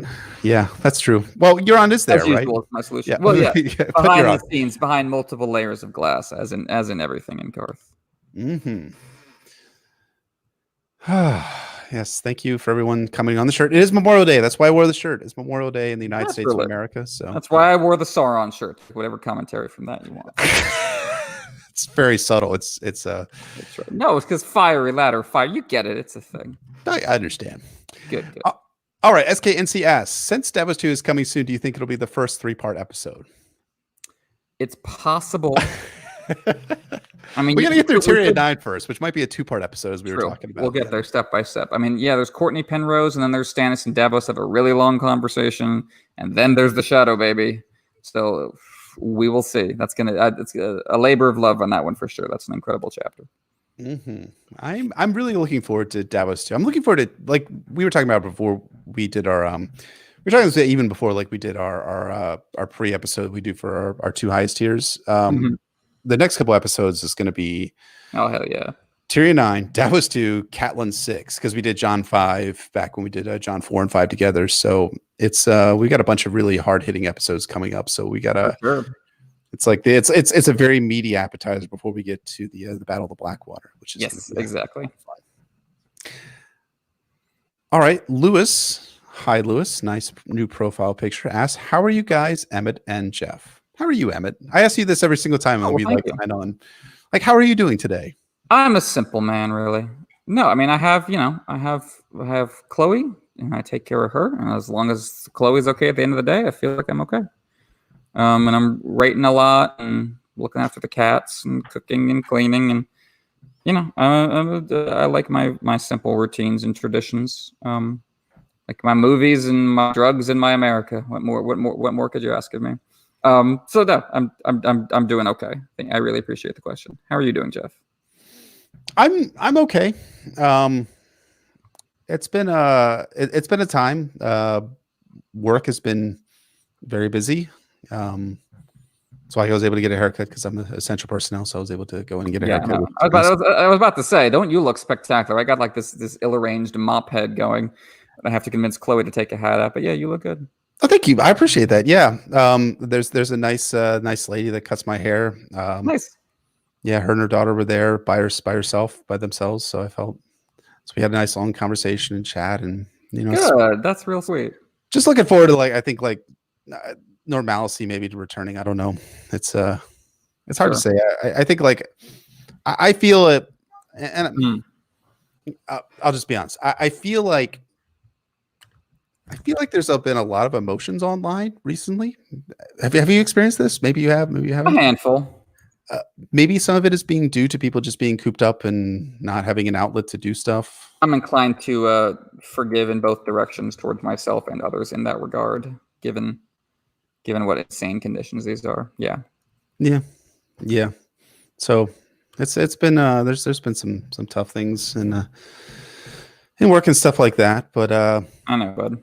I talked about this a while back. I told Emmett about this, and I think I told our Nauticast patrons on our Slack about it. But My daughter was exhibiting some of the symptoms of COVID-19, so there was like a series of tests that she went through, and she turned out to be negative for strep, and she was negative for the initial strep, and then negative for when they sent her test away to the labs. But then so we had to take her. I just take her to a clinic or a drive-through clinic, and turns out she was negative as well for COVID-19, which was really helpful. There was a point of stress just a few weeks, of course, a week and a half ago, 2 weeks ago or so, but.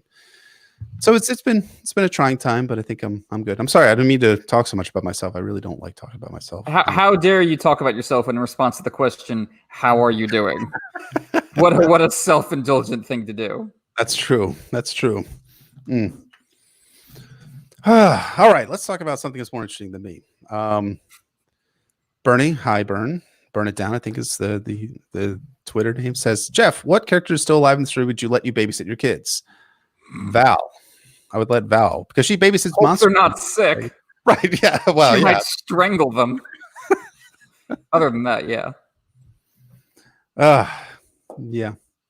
But no, I mean, she's sweet. She likes she likes Monster, right? She's into that kid. That's nice. Yeah, she seems fine. I don't know who else who seems like a good father figure that's still alive in the story. I mean, as long as Thoros can stay sober, it's a pretty big if. Yeah, he's nice. He's friendly. There's the Quiet Isle dudes. If they wouldn't just be weird about the concept, they'd do fine.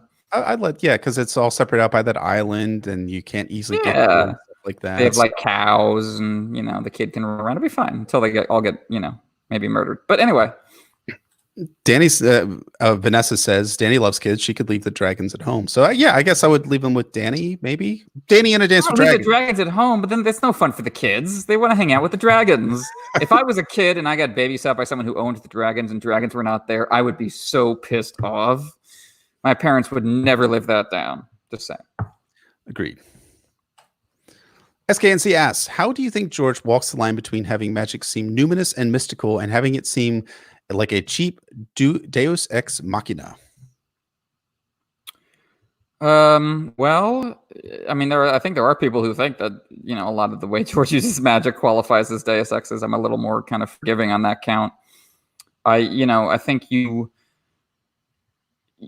it's perfectly fine to have magic dramatically change the playing field, but you need the reactions and ripple effects of that to still be rooted in your characters and rooted in your world. Like, Melisandre can make an eagle explode, but you can't make the wildlings love Stannis. You know what I mean? That's the distinction for me. That's a really good distinction. I think George walks the line by having, and he's talked about this specifically in the past, that he keeps magic very limited in the narrative. So it only makes a couple of appearances, and those appearances are rare enough that it tends to ensure that we're not like, okay, George is going to get out of this problem by having magic be the solution. In fact, what George is trying to do with magic is is making it sometimes part of the problem, making it a complicating factor as well instead of a simplifying one. Sure. So that's where I think that George makes the distinction between for magic, so it doesn't feel like a cheap Deus Ex Machina for the story. Limited and also as a complicating factor as opposed to one that actually does something good, like what happens with Mirri Maz Duur at the end of a Game of Thrones. Is this magic actually helping Dany and Drogo? No, it ends up complicating her and ends up having the whole Khalasar rise up against her, except for the few that are left with her at the end of a Game of Thrones. And it's going to end up complicating her story going forward after the House of the Undying, where she wonders if everyone's a traitor and who is the one who's actually going to be betraying her when those are great points. Aaron MS, is Illyrio a bad option for Dany? Doesn't she mostly need a place to be safe until the dragons get big enough, and Illyrio is already helping her? And I just want to point out before I answer this question that Aaron M is a sworn sword patron. There we go. Got that out of the way because I fucked that up a couple weeks ago because I said she was a poor fellow. She's a sworn sword. Illyrio is a very bad option for Dany at this point in the story, I think. And the reason why is that he has his own scheme of putting young Grift on to the Iron Throne. And Dany, at this point, he dispatches Jorah Mormont and Grolio and Strong Belwas. How could I forget Strong Belwas? Two, in order to retrieve her, to bring them back to Pentos, where I don't think that she would be allowed to leave, that he would end up taking her dragons and giving them over to Aegon and the Golden Cup in order to allow for his likely son to invade Westeros. So, yes, I think that Illyrio is a bad option for Dany. What do you think? I don't know if he would try to take her dragons away from her. I think Illyrio might realize that's probably a bad idea. Just get, in terms of what if they freak out and don't do anything we tell them after that. I think he would definitely try to, at that point, introduce her to young Griff, try to make a romance happen there, and try to get young Griff to bond with one of the dragons himself. That's not a great option for Dany. I don't know if it might be her least bad one right now. I think compared to Ashai, it might, or Qarth. I think those are worse options. I think Dany ultimately being independent and in charge of her own fortunes is always the best option. I think safety while she figures things out is not a bad move. The problem is once she's in Pentos, can she leave if she feels like it? And that the answer to that question might be no. Right. I mean, as Tyrion brings up to young Griff, I keep saying young Griff because it's so great. Young Griff in A Dance with Dragons. Dany has the better claim than Aegon does. And he's going to show up and be like, hello, Auntie. I have the lesser claim than you and a small army. What am I actually presenting to you? So I think that he would want to lock Dany up. Well, it's that he has a better claim. That's what would infuriate her. Right. I'm sorry. Yeah, I fucked that up. Yes, exactly. Dany would have the better claim. So that would mean that he would want to keep Dany away from the game. Young Griff has the better claim. That's what Tyrion is saying would infuriate Dany, is that if Aegon is who he says he has the better claim than Dany does. Yeah. So I don't think Illyrio would want to keep Dany away because she has a better claim, because if Aegon is who he says he is, then he's ahead of her. So I don't really think fear of that is going to motivate Illyrio. Okay, yeah. That makes sense. Sorry, I'm just kind of...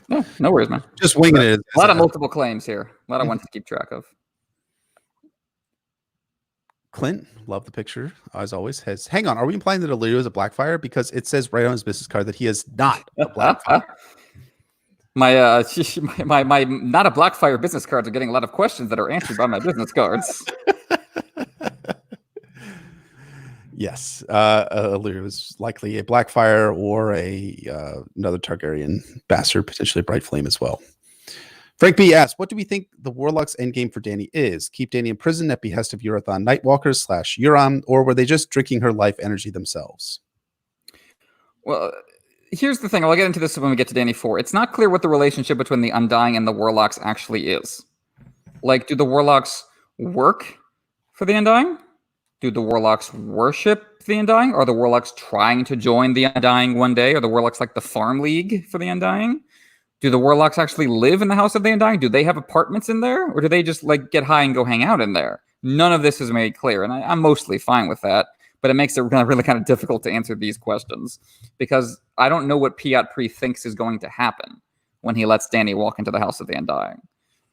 I mean, it seems like the Undying want to either eat her or get her to join them, and it's really not made clear which it is, or whether one would just kind of involve the other. So as always with Qarth, the ambiguity here is partially very well deployed and partially frustrating. But I think it's almost impossible to tell.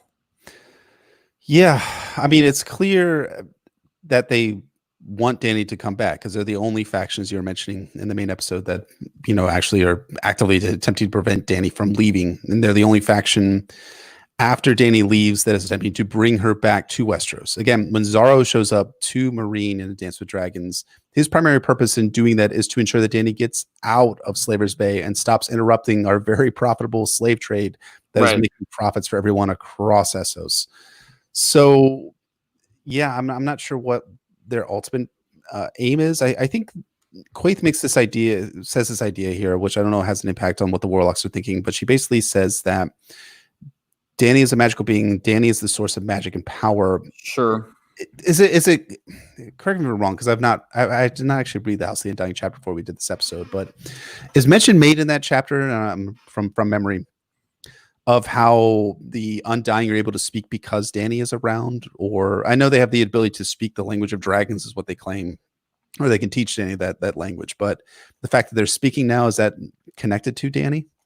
I mean, if I recall correctly, they're not physically speaking. They're speaking in her brain. So I don't know how connected to any one given language that is. That might just be them using, just a pure mental telepathy to speak. But I do like the idea that the Undying or the Warlocks want her around because, yeah, she's a source of power. She makes other magical things and people more magical. It gives them more power. So that might be what the Warlocks want. But again, do the Warlocks know that the Undying are just going to eat Dany? Does that actually help their plan? Or the Warlocks... Here's my question. I don't know if the Warlocks are themselves getting screwed over here. You know what I mean? Like maybe the Undying are just using the Warlocks to get Dany to them, and then they're going to eat Dany, and the Warlocks get nothing out of that. I don't know because the relationships, like a lot of the relationships in Qarth, are not actually made clear. I agree.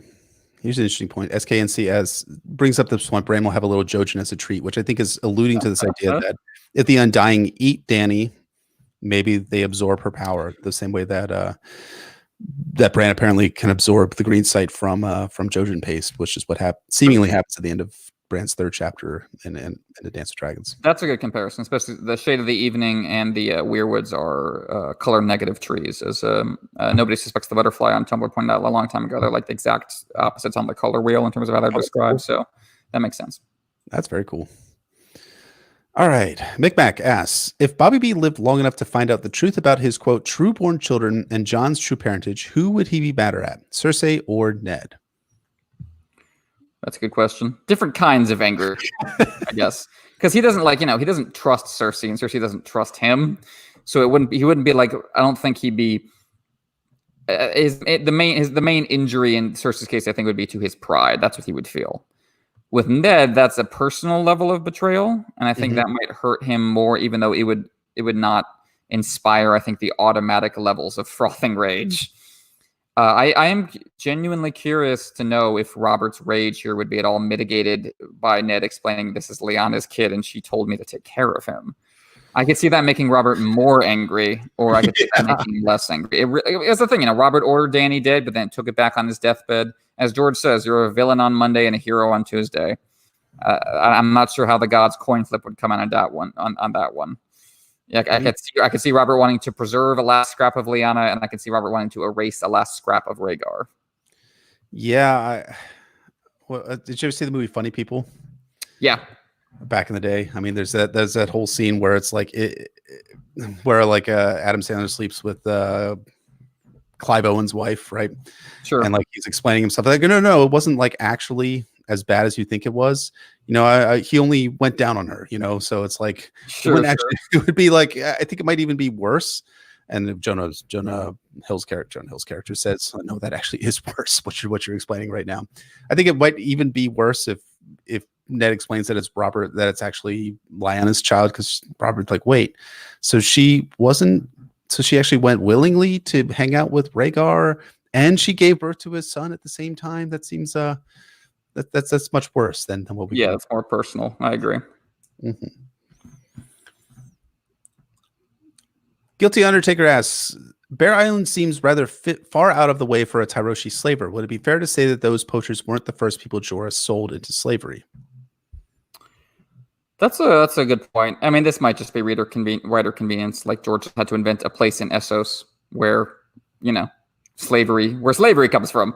Like there's Bear Island is out of the way for anyone from Essos, and there's no slavery in Westeros. So if George is going to make this Jorah Mormont sells people into slavery plot happen, he kind of has to fudge it a bit. Maybe Jorah sold people into slavery before, but I don't get that sense. I get the sense he, really was desperate to keep Lyness around and just kind of stumbled upon this.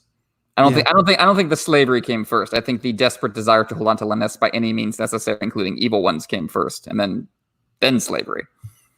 I agree. I think it was the last measure that Jorah used in order to gain money to purchase the lifestyle that Lyness was accustomed to in in Old Town, and then couldn't replicate that same lifestyle at Bear Island. So selling slaves is kind of like the last, like the lowest pit for Jorah Mormont, although it won't be the actual lowest pit for Jorah because of course he sells out Daenerys Targaryen, as we talked about in this chapter. True. Micah asks, if you could name one or two minor characters whose stories you'd like to see expanded in The Winds of Winter and A Dream of Spring, who would you pick, and why would it be Leathers? Well, I do love Leathers, that wildling who comes over to the Night's Watch. He's great.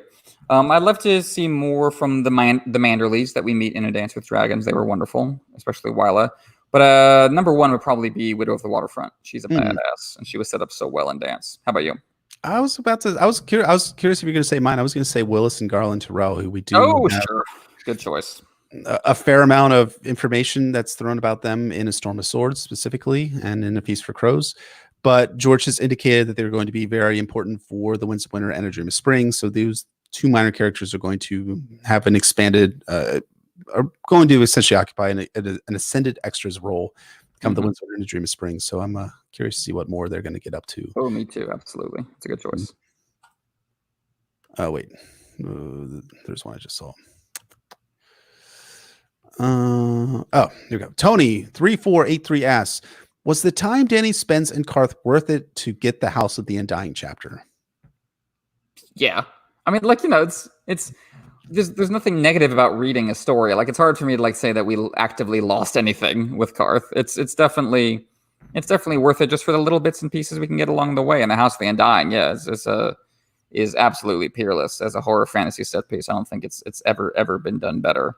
And I think, yeah, I mean, it's difficult for me to say worth it compared to a better version of Dany's storyline in this book, because I can imagine a more streamlined and a stronger trajectory to Dany's storyline. But if it meant not getting the House of the Undying, I would say no, not worth it at all.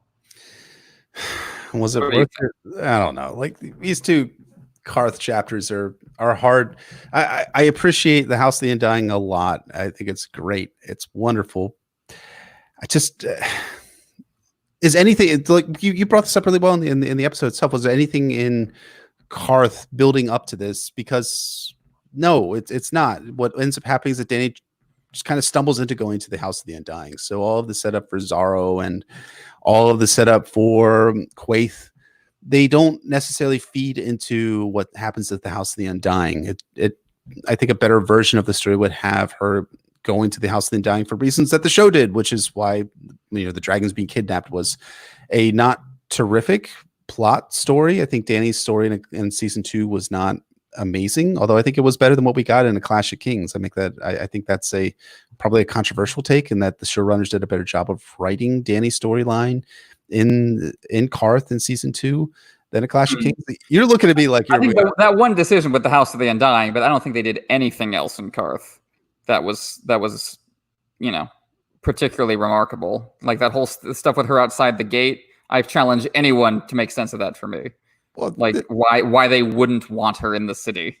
Where are my dragons? Yeah, that stuff, or the Spice King scene. I mean, I like the little garden party scene. That was fun. But yeah, I mean, overall, I don't think the showrunners had much of an idea what to do with this stuff either. I do think they made the right decision to make it more urgent in the House of the Undying, but the House of the Undying itself is so much better in the books than anything they could have done in the show. So yeah, no, House of the Undying in the books is much much better than the show's version. No, the show's version had some emotional poignancy with having Jason Momoa show back up as Khal Drogo. I do like that bit. Yeah, great.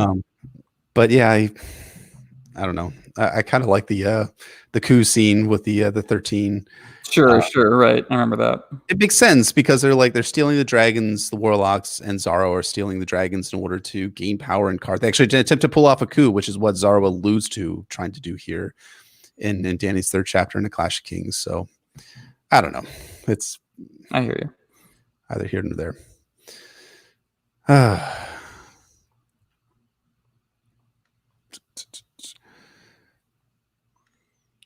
Go for a few more.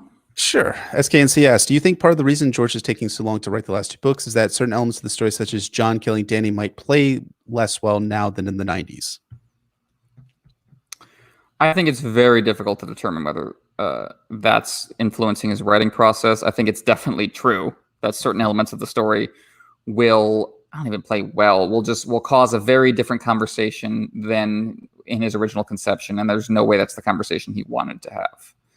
I find it very hard to believe that's actually slowing him down, because there's nothing he can do about that.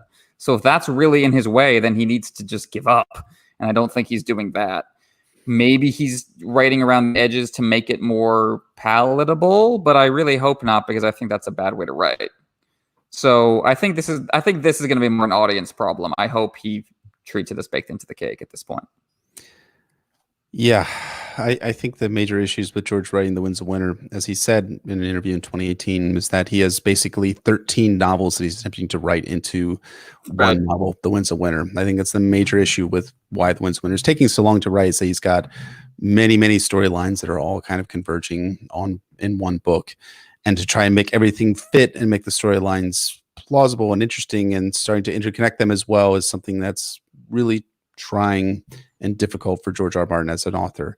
Whether there's an issue with like Bran becoming king or Jon killing Dany, whether that's what's actually keeping him from writing The Winds of Winter, I don't think so. And I think the major reason why that's the case is because these seem like plot lines that are going to occur most likely in A Dream of Spring as opposed to The Winds of Winter.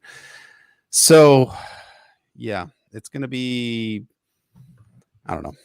It's hard to say what exactly are beyond what George has said and alluded to ambiguously. What's keeping allowing the books to be what's keeping the books from being released yesterday, next week or so. We'll see. Mick asks, if Tywin and Cersei had cared about Tyrion, treated him well growing up, would it have made him a better person? I can see him being far less empathetic. Yeah, I mean, it's really difficult to answer that question. As you say, maybe he wouldn't have empathy for certain people who are, in the bastards, cripples, and broken things situation. But I lean towards it's always easier to love other people if you yourself have been loved. So I would probably come down on that. Yeah, I think it's if they treated Tyrion better growing up, would he have been better?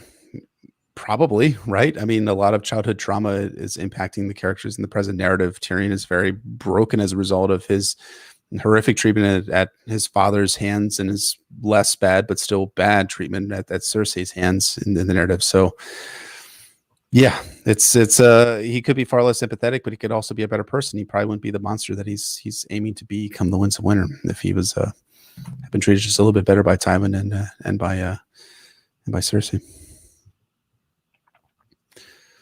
All right, let's take maybe two more, and then we'll probably call it a night tonight. Sounds good. People are recommending Admiral Kurt's video about why the Winds of Winter is taking so long. And I do recommend that's a good video for sure. Watching that. Max asks, do you think Stannis makes it into A Dream of Spring? I enjoy speculating, going back and forth on this one. That's timing wise. I think that the Stannis Shireen burning might happen at the climax of Winds. And then maybe whatever fallout there is for Stannis himself, maybe that spills out into Dream if his body is found or whatever that ends up being the case. But I would imagine George is trying to fit the Shireen burning into Winds because that's the kind of thing you want at an end of a book, not the beginning. Agreed. I think it's more likely that it happens in the Winds of Winter than it occurs in A Dream of Spring. I think it's. I don't know. Does Stannis then survive into A Dream of Spring afterwards? I think it's a harder question to answer. Because we can't be precisely sure what Stannis' reaction is going to be to Shireen's burning, especially if nothing actually happens, right? Sure. If it burns her and then there's nothing that occurs, does he then commit suicide immediately or something else? It's hard to say. I don't know. We'll see. All right. Last question of the night from Clint. Does Lady Stoneheart survive into Dream of Spring? I would come in harder no on that one just because I don't think her role is useful for that much longer. But timing wise, that's going to be interesting to stay because I come down pretty hard on Arya being the one to finish her off, and Arya's got to finish up stuff in Braavos and then cross a bunch of geographic space to even get near Stoneheart. And I don't think Stoneheart's got that much to do after she brings Hell to River Run. So maybe this is something George is trying to bring together geographically. Yeah, I think that Stoneheart is likely going to die in the Winds of Winter. I think that a lot of it depends on when Arya arrives back into Westeros. If George has this massive amount of work that he's going to throw at Arya and Braavos, does she actually arrive at the end of the book and then kill Stoneheart in A Dream of Spring? Hard to say. I think it makes more sense for Stoneheart to die in the Winds of Winter, but I don't know. We'll see. I'm saying I see what I think. I'm saying I see what I see. We'll see a lot of it for a lot of these questions, but I don't know. It is what it is. Well, thanks for asking questions, folks. We appreciate you sticking around. Absolutely. So thank you so much for sticking around, asking questions. As always, we will do this next week when we start our analysis on a Clash Kings Tyrion 9. Going to be a lot of fun to actually get into Tyrion's storyline. We're actually our favorite chapter, our favorite Tyrion chapter, anyways, in a Clash of Kings, and I can't wait to do that one. Me too. See you all then, folks. Bye.